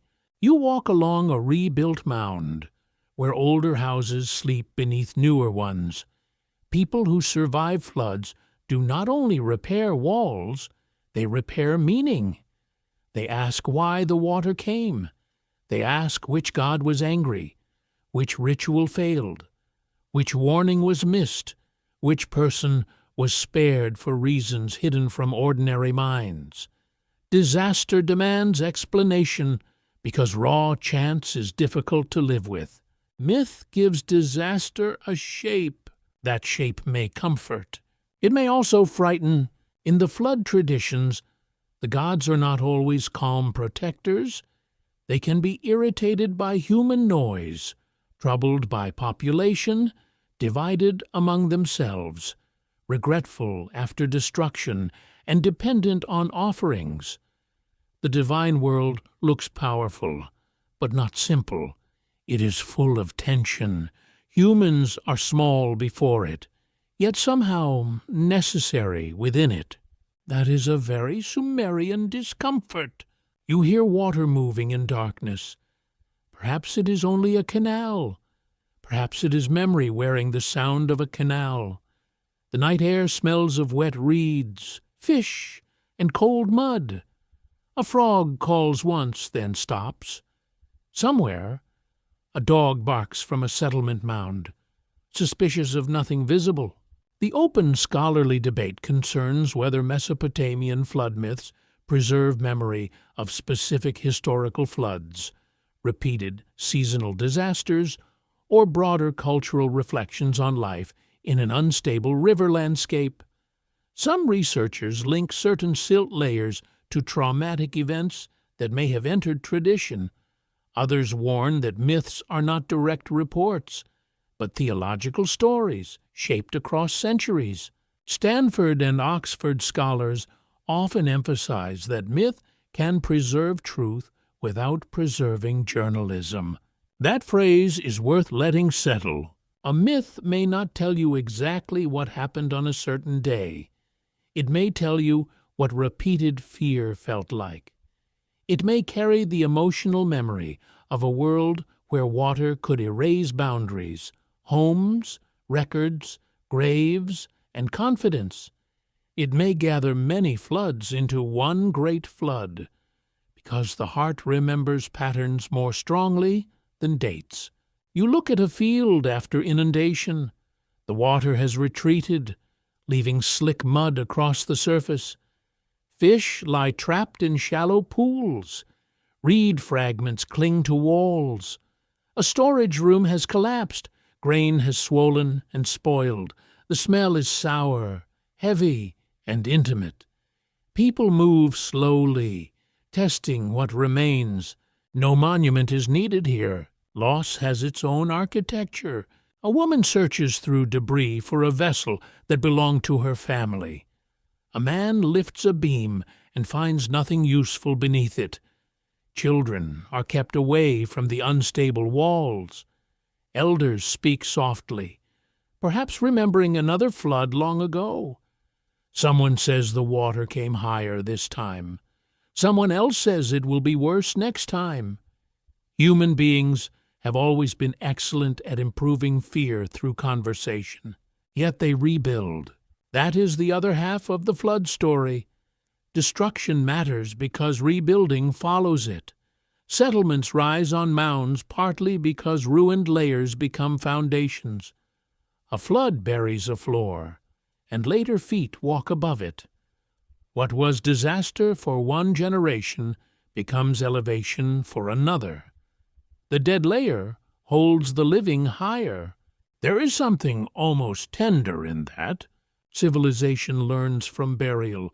A quirky fringe tidbit surrounds these flood memories with predictable enthusiasm. Some modern writers claim the Mesopotamian flood proves a worldwide lost civilization vanished beneath the waters, leaving survivors to restart culture in scattered regions. Serious archaeology does not support such a single global event as the source of Sumerian civilization. Yet the fascination endures because flood stories feel older than writing, older than cities, older than certainty. Water is the perfect keeper of vanished worlds. It hides what it destroys. It reflects what remains. You step into a reed boat in thought, its surface damp and slightly rough beneath your hand. The boat shifts under your weight. Nearby, a boatman pushes away from the bank with a pole, guiding the craft through channels where land and water blur. In such a landscape, a great vessel in myth does not feel absurd. It feels like an ordinary tool enlarged by terror. The flood hero is not simply lucky. He is prepared, warned, obedient, and isolated. He survives while others disappear. That survival brings gratitude, but also loneliness. Every disaster survivor knows a quiet question that outsiders rarely understand. Why am I still here? Ancient myth places that question beneath divine instruction, but it does not remove the ache. The water opens, the world narrows, the boat carries memory. As the story passes from Sumerian into Akkadian and later traditions, it changes names, details, theology, and tone. Yet the structure remains powerful. A divine warning, a vessel, a storm, the end of familiar life, birds released over water, a landing, an offering, a new arrangement between gods and humans. The myth becomes a vessel itself, carrying ancient anxiety across languages and centuries. That is another kind of survival. You stand beneath a darkening sky as wind presses the reeds. The clouds may bring nothing, they may bring disaster. In this land, uncertainty is always part of the weather. People look upward, then toward the canals, then toward the storage rooms. They know survival depends on preparation, cooperation, and luck. Though luck may be given a divine name, the flood memory beneath the mud is not only about water, it is about limits. Human beings build, store, measure, write, seal, command, and pray. Then water comes and reminds them that the world does not belong entirely to systems. It can cover the tablet, drown the field, erase the path, and leave a silence where voices were. And still, when the water withdraws, someone presses a brick into place. Someone plants again. Someone tells the story. In that telling, Sumer becomes more than the first civilization of cities and signs. It becomes a civilization that remembers being nearly undone. Its deepest wisdom may not be that humans conquered nature, but that they lived with forces that could unmake them, and still chose to begin again. The mud darkens in the last light. The reed beds whisper beneath your feet. Buried flood layers rest like old breaths held in the earth. They do not give one final answer. They offer a warning, a memory, and a question. How many beginnings are built on drowned worlds? The room is quiet, except for the scratch of a stylus and the low breathing of those who listen. A lamp burns with a small golden flame, and its smoke darkens the ceiling above the gathered bodies. You are close to one of the oldest heroic stories humanity still remembers, where a king walks through grief and discovers that power cannot bargain with death. Gilgamesh enters the darkness, not as a perfect hero, not as a gentle ruler carved from moral instruction. He is restless, immense, difficult, proud, and painfully human. Later tradition makes him king of Uruk, 2/3 divine and 1/3 mortal, which is a very ancient way of saying that even greatness contains a wound. That wound is mortality. You hear the tale unfold in measured lines. Gilgamesh rules with strength that becomes oppression. The people suffer beneath his force, and the gods answer by creating Enkidu, a wild man of the steppe. Enkidu enters human society through food, drink, clothing, and intimacy, then becomes Gilgamesh's companion. Their friendship changes the king, though not gently. Friendship is civilization, too. It teaches limits. Mainstream scholarship recognizes the Epic of Gilgamesh as one of the world's oldest surviving literary traditions, preserved in Sumerian poems and later Akkadian versions. Tablets studied by scholars at Yale, Oxford, and the University of Pennsylvania reveal that stories about Gilgamesh circulated for many centuries, changing shape as scribes copied, translated, and reimagined them. The hero outlived the city that made him famous. That is an achievement kings usually want. Yet the story does not simply praise him, it troubles him. Gilgamesh and Enkidu defeat monsters, cut cedar, insult divine expectations, and attract consequences. When Enkidu dies, the tale turns inward. The king who could face enemies cannot face the stillness of his friend's body. His grief opens a passage deeper than conquest. You feel the room grow colder. The listeners know this part. Everyone knows this part, even without knowing the words. A loved body becomes silent. A familiar voice vanishes. The world continues with insulting calm. Bread is baked. Doors open. Animals move in the streets. The sun rises as if nothing has happened. Gilgamesh sees that Enkidu's fate will become his own, and terror enters him with the force of revelation. He runs from the city. He runs toward an answer. In the tale, Gilgamesh wanders through wilderness, mountains, darkness, and strange shores, searching for Utnapishtim, the flood survivor granted a form of immortality. The hero passes beyond ordinary human boundaries, driven by a question no army can solve. How can death be escaped? How can the body avoid becoming clay again? The question is ancient. It is also tonight's question, if you listen honestly. A scholarly debate remains open around how the Gilgamesh tradition should be interpreted.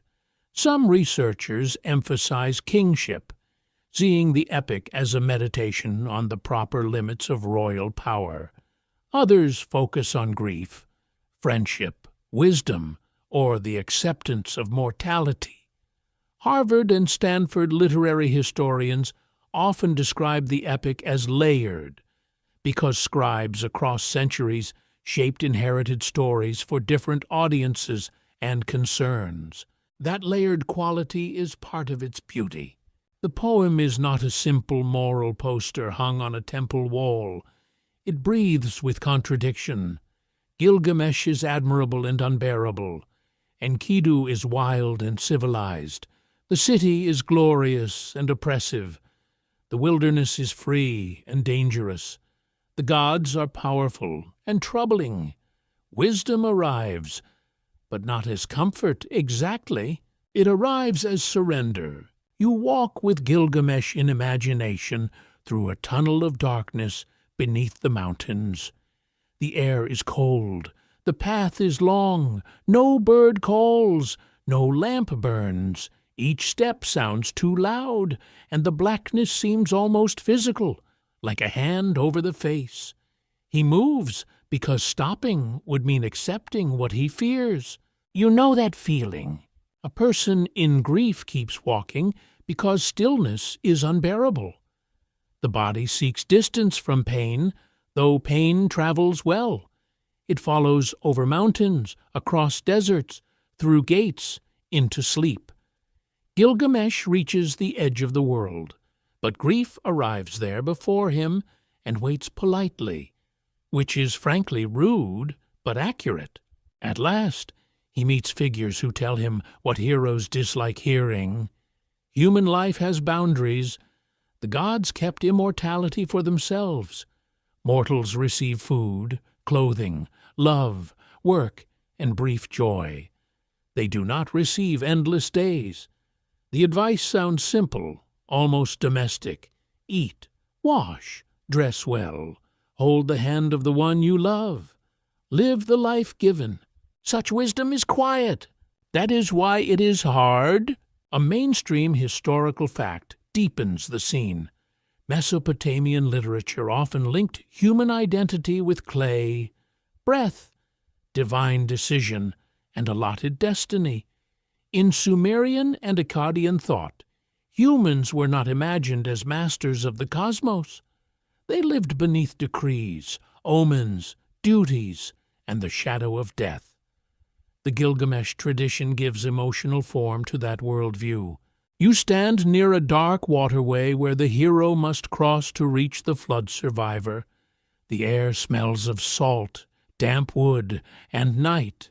A boat waits, not as a grand vessel of victory, but as a narrow chance. The ferryman is practical. Myth is often full of such people, which is comforting. Even at the edge of existence, someone knows how to handle the boat. Gilgamesh hears the flood survivor's story, learns of the ancient deluge, and receives a test of wakefulness. He fails. Sleep takes him, proving how close death already is to every human body. Sleep is the little rehearsal. The mighty king cannot defeat it. One imagines the gods exchanging looks. Very impressive, King of Uruk. Now try staying awake. A quirky fringe tidbit follows Gilgamesh through modern imagination. Some enthusiasts treat his journey as evidence of secret maps to lost lands, hidden immortality rites, or knowledge preserved from vanished beings. Careful scholarship reads the journey as mythic and literary, not a travel guide with terrible directions. Yet the longing behind these claims is familiar. People still want Gilgamesh to have found something, perhaps because we want it too. The plant of renewed youth offers one final flicker. Gilgamesh obtains it, but a serpent steals it while he bathes. The image is almost unbearably human. He comes so close, then loses the gift through a moment of ordinary vulnerability.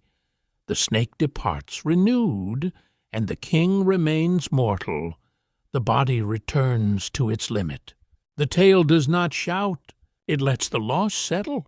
Gilgamesh returns to Uruk, and the city walls become his answer. Not immortality of the flesh, but work left behind. Not escape from death, but meaning built within time.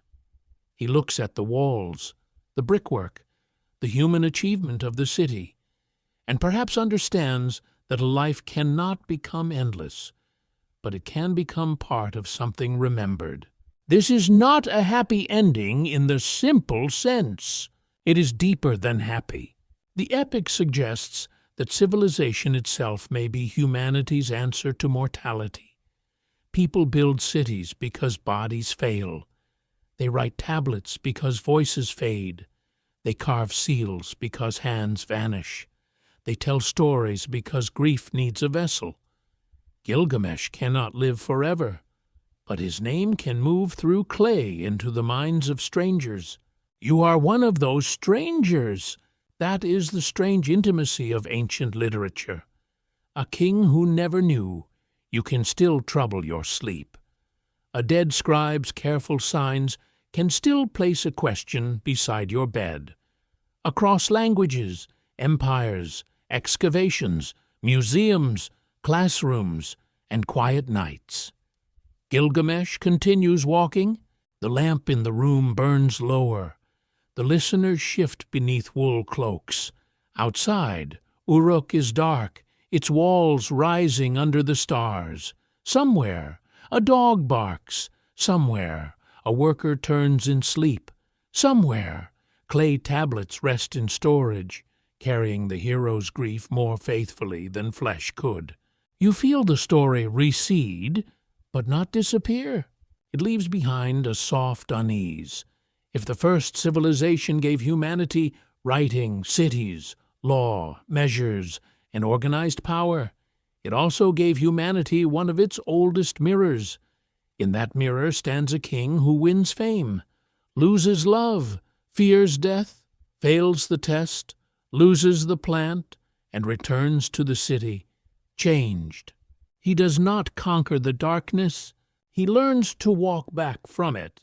The evening air settles over the old cities with the scent of cooling brick, river damp, and smoke from distant hearths. You stand among walls that have been repaired so many times that no single generation can claim them. Sumer is fading as a political force, but the fading is not disappearance. It is more like ink, sinking deeper into clay. A civilization can die in one sense and survive in another. The cities change hands, languages mingle, rulers come with new names, new armies, new claims of favor from the gods. Yet the older patterns remain underfoot. The scribal schools still copy Sumerian words. The temples still honor ancient deities. The administrative habits still depend on signs, numbers, seals, rations, and careful records. The surface shifts, while the foundation keeps speaking. That is how Sumer refuses to vanish. You walk through a scribal house where a student copies lines in a language that is no longer spoken in the street as it once was. Sumerian has become something more formal, more learned, almost sacred. It lives in education, ritual, scholarship, and tradition. The student may speak Akkadian at home, yet here he bends over Sumerian signs with aching patience. Dead languages can be very demanding. Mainstream historians recognize that Akkadian speakers rose to power in Mesopotamia during the 3rd millennium before the Common Era, especially under Sargon of Akkad and his successors. Scholars at Yale, Oxford, and the University of Chicago have studied how Akkadian political expansion absorbed and transformed Sumerian city traditions. Conquest did not erase Sumerian culture. It carried much of it forward in altered form. That is one of history's quieter ironies. The conqueror inherits the conquered. Sargon's empire, remembered in later tradition with awe and embellishment, drew together cities and regions under new forms of rule. Yet the administrative world he used did not emerge from nothing. It depended on the older urban habits of southern Mesopotamia.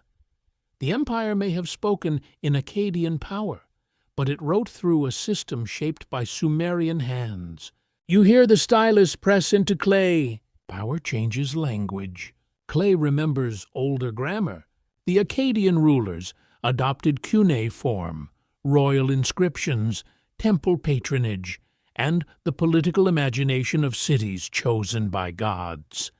They expanded these traditions, recast them, and sent them farther. A writing system born from Sumerian needs became the vehicle for multiple languages across Western Asia. It would be used for diplomacy, law, literature, science, and scholarship for more than 2,000 years. A small wedge mark travels very far. In a later archive, kings write to kings through cuneiform. Scholars record omens. Astronomers track celestial patterns. Priests preserve rituals. Administrators count goods. The system outlives the world that first shaped it. It becomes less a local invention than a shared instrument of power and memory. You pass a temple courtyard at dusk. The old gods have not disappeared. Inanna becomes known widely through forms connected with Ishtar. Enki's wisdom echoes in later traditions. Enlil remains a commanding force in religious thought. Names shift, stories merge, and divine personalities move across languages like lamps carried from room to room. The flame changes color. The light remains recognizable. A mainstream fact rests here. Babylonian and Assyrian scribes continued copying Sumerian literary and religious texts long after Sumerian ceased to be a living everyday language. Collections studied by Harvard, the University of Pennsylvania, and major museums show that Sumerian remained central to elite education. Students learned vocabulary lists, hymns, myths, proverbs, and old compositions as part of scribal training. Imagine the tired student. He copies ancient words, perhaps not fully loving them, perhaps thinking mostly of dinner. Yet because he copies them, the voice of Sumer passes through his hand. Cultural survival is not always grand devotion. Sometimes it is homework. History has been saved by bored students more often than they would like to know. That is oddly comforting. The open scholarly debate concerns how to describe Sumer's end. Some researchers emphasize political decline, environmental stress, shifting river courses, salinization, warfare, and the rise of Semitic-speaking dynasties. Others warn against treating Sumer as a single collapsed object, because its cities, traditions, and identities changed at different speeds. Stanford and Oxford historians often prefer transformation over disappearance. Transformation feels more accurate. You look across fields where salt has begun to trouble the soil. Southern Mesopotamian agriculture could suffer from salinization, especially under long irrigation. Barley tolerates salt better than wheat, and shifts in crop patterns suggest environmental pressures. The land that helped create urban abundance also carried hidden costs. Water saves, then leaves minerals behind like a quiet curse. The soil remembers every flood. Every canal leaves a trace. This environmental story is important, but not simple. No single cause explains Sumer's fading. Climate, agriculture, politics, warfare, migration, trade, language, and imperial ambition all move together. History rarely knocks down a civilization with one clean blow. It wears, bends, pressures, and redirects. You stand beside a canal whose banks need repair. The water moves slowly, carrying silt under the fading light. Workers still dig. Scribes still count. Families still cook. Priests still perform rites. From the inside, decline may not feel like decline. It may feel like another season, another ruler, another tax, another rumor from the north. Civilizations often end while people are busy surviving Tuesday. A quirky fringe tidbit clings to Sumer's disappearance. Some modern writers imagine that its knowledge was deliberately hidden by later priesthoods, or that survivors carried secret teachings into Egypt, India, and the far edges of the ancient world.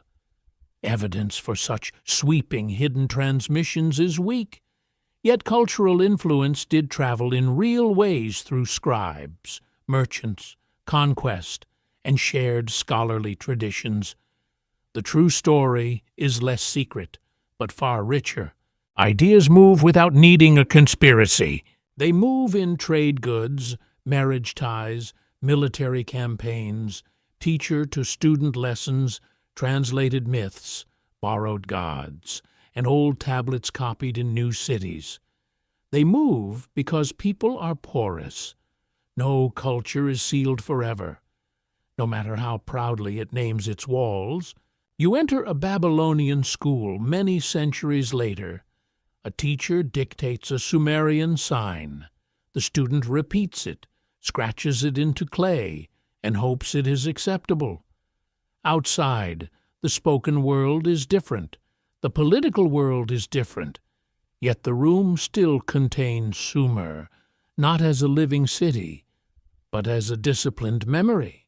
This is a kind of afterlife, not the afterlife of spirits, but of systems.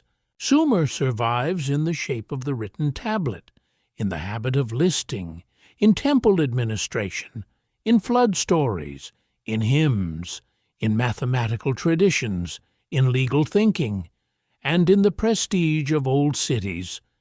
It survives whenever later Mesopotamians look backward and see an age of origins. It survives because those later cultures choose to remember it, use it, and argue with it. Memory is also labor. It must be copied. It must be taught. It must be valued enough to outlive convenience. You watch a scribe lift a finished tablet and set it with others. The shelf is crowded. Some tablets are practical, some are literary, some are exercises, some are old enough to feel almost ancestral. Together, they form a landscape of clay memory, where Sumer continues speaking in rooms its founders never imagined. Outside, the night deepens. The political map has changed, yet the stars are the same. A ruler in Akkad, Babylon, or Assyria may claim universal authority, but his scribes still use a tool born in the southern mud. He may speak a different language, but his claims travel through inherited signs. He may worship gods under changed names, but the sacred grammar remains ancient. This is how civilizations haunt their successors, not with ghosts in white linen, though that would certainly be easier to film. They haunt through procedures, words, calendars, measures, stories, titles, and habits of thought. They live inside what later people consider normal. The deepest inheritances often stop looking like inheritances at all. You feel the quiet weight of that. Sumer fades, but it does not die because no civilization truly disappears while its structures remain useful. It becomes part of Akkadian kingship, Babylonian scholarship, Assyrian archives, and the long memory of the ancient Near East. It becomes foundation rather than surface, hidden but load-bearing. The old cities sink into mounds. The old language enters schools. The old myths find new tongues. The old signs keep cutting the clay. As darkness settles over the plain, you understand that the end of Sumer is not a closed door. It is a corridor. Through it pass scribes, conquerors, merchants, priests, students, stories, numbers, and gods with changing names. They carry fragments forward, not always carefully, not always knowingly, but enough The first civilization becomes an ancestor, and ancestors rarely leave quietly. The last light spreads across the plain like thin copper, touching the old mounds, the dry canals, and the broken places where cities once rose. You stand where Sumer still watches from beneath the earth, not with eyes of flesh, but through tablets, bricks, seals, graves, tools, and stories that refuse to become silent. The land appears empty, yet it is crowded with remains. Every mound is a folded memory. Every shard is a question. The first civilization still watches because it never entirely entered the past. Its habits remain inside human life. You still measure time through divisions shaped by Mesopotamian mathematics.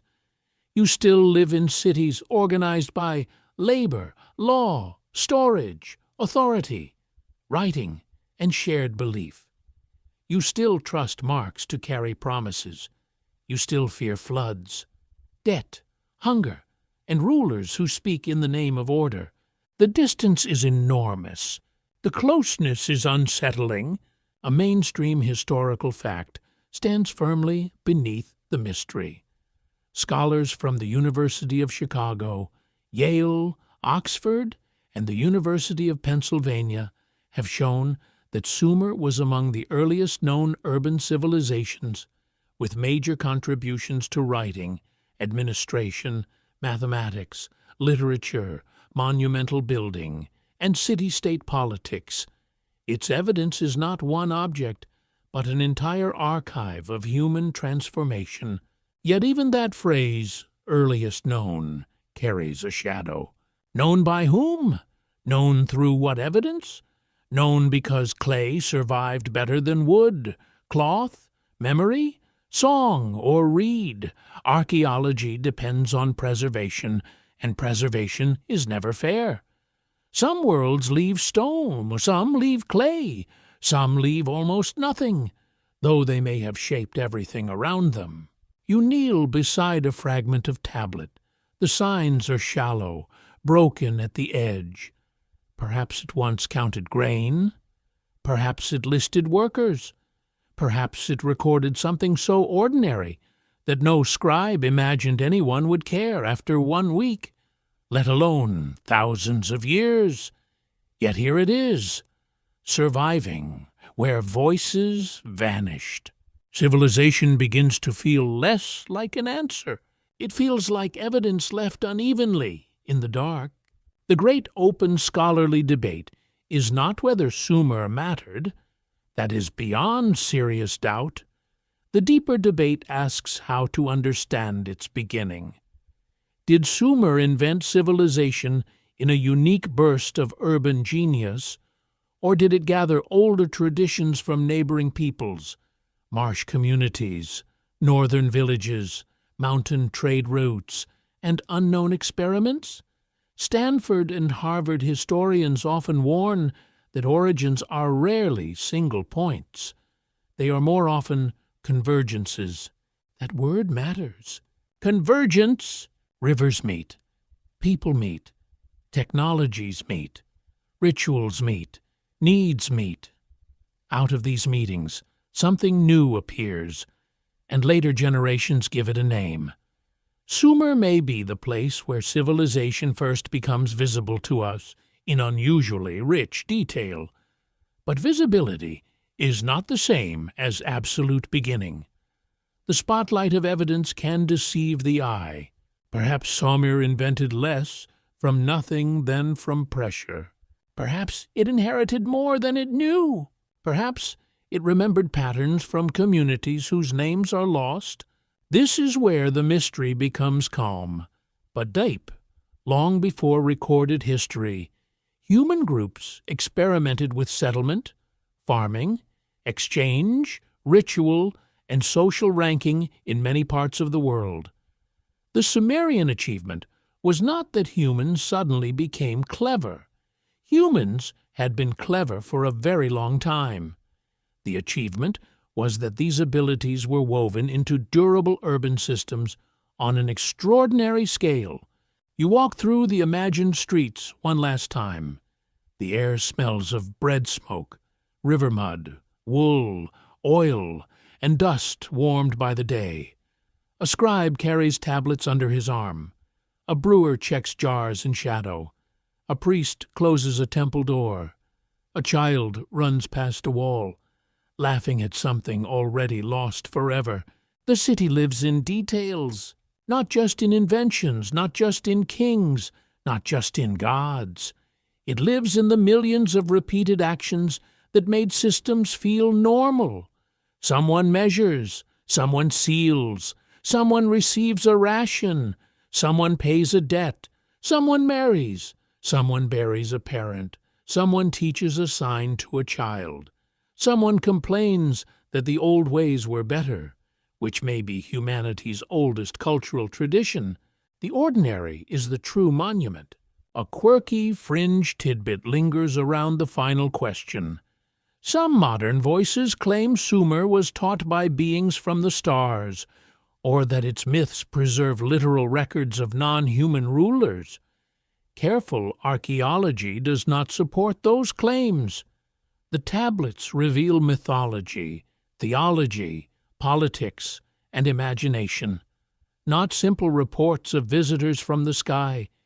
Yet the persistence of such theories shows something revealing.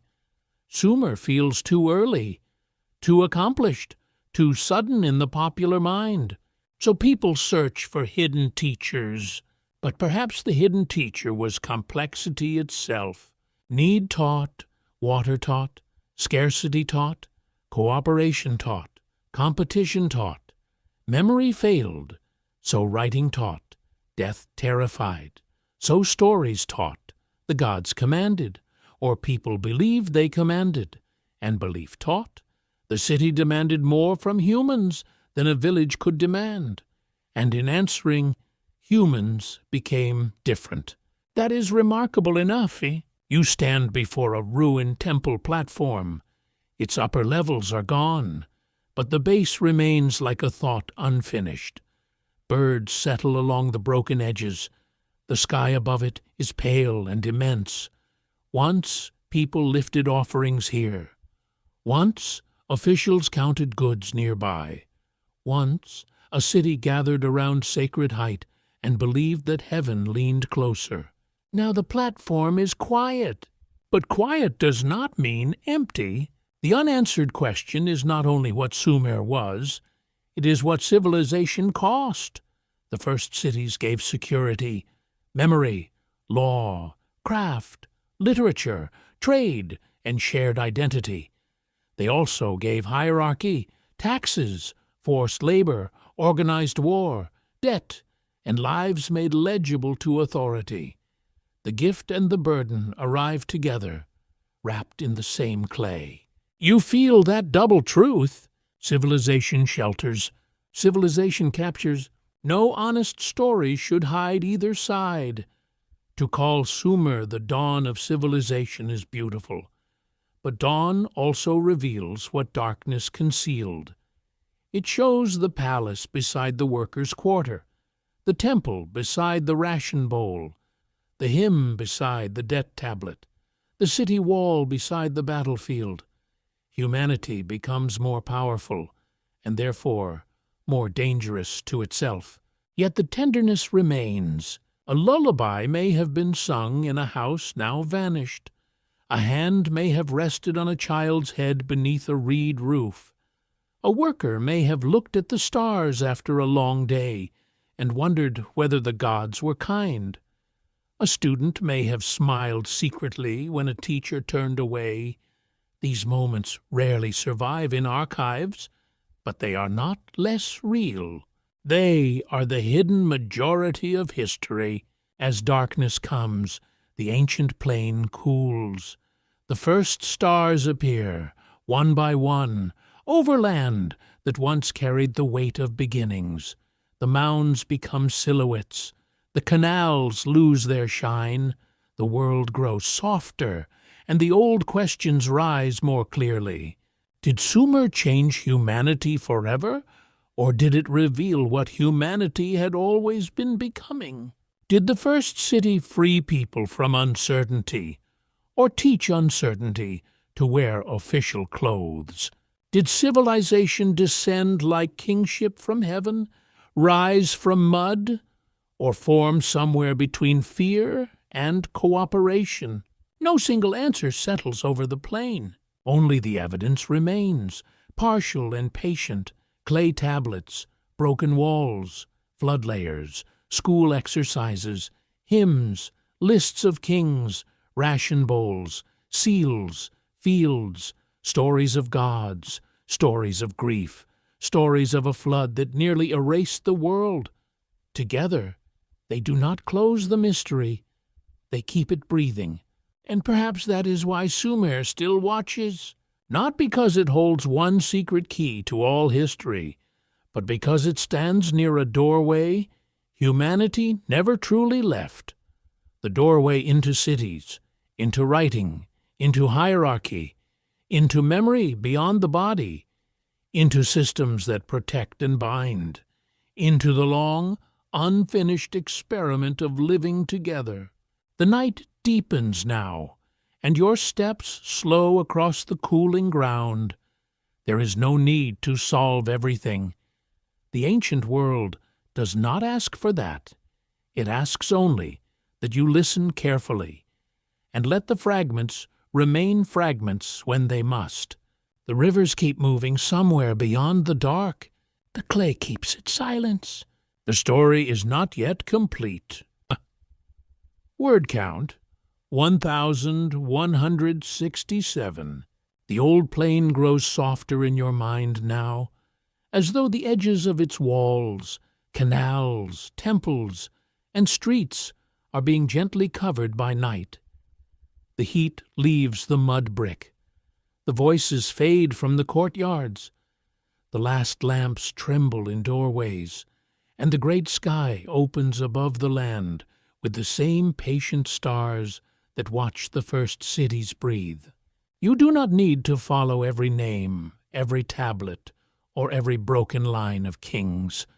Let them rest where they are, in the cool keeping of the earth. Let Uruk grow quiet. Let Eridu settle into mist. Let the scribes put down their reeds, and the workers loosen their tired hands, and the temple doors close without fear. The rivers move on in darkness, slow and unseen. They carry silt, memory, and the faint reflection of stars.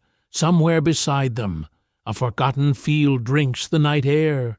Somewhere, a reed bends over black water. Somewhere, a child in an ancient house sleeps beneath a roof of woven mats, while the world remains unfinished and strangely kind. Perhaps this is enough for now. Not certainty, not a final answer. Only the feeling that human beings have always stood between mud and sky, building shelters against hunger, making marks against forgetting, telling stories against the silence. And as your own room grows still, the old civilization drifts farther away, yet not completely. It leaves behind a soft trace, like a handprint in drying clay. You may let it fade slowly. You may let the questions close their eyes. The night is wide, the rivers are calm, and perhaps, somewhere beneath the dust, the first cities are still dreaming. End of script. Good night.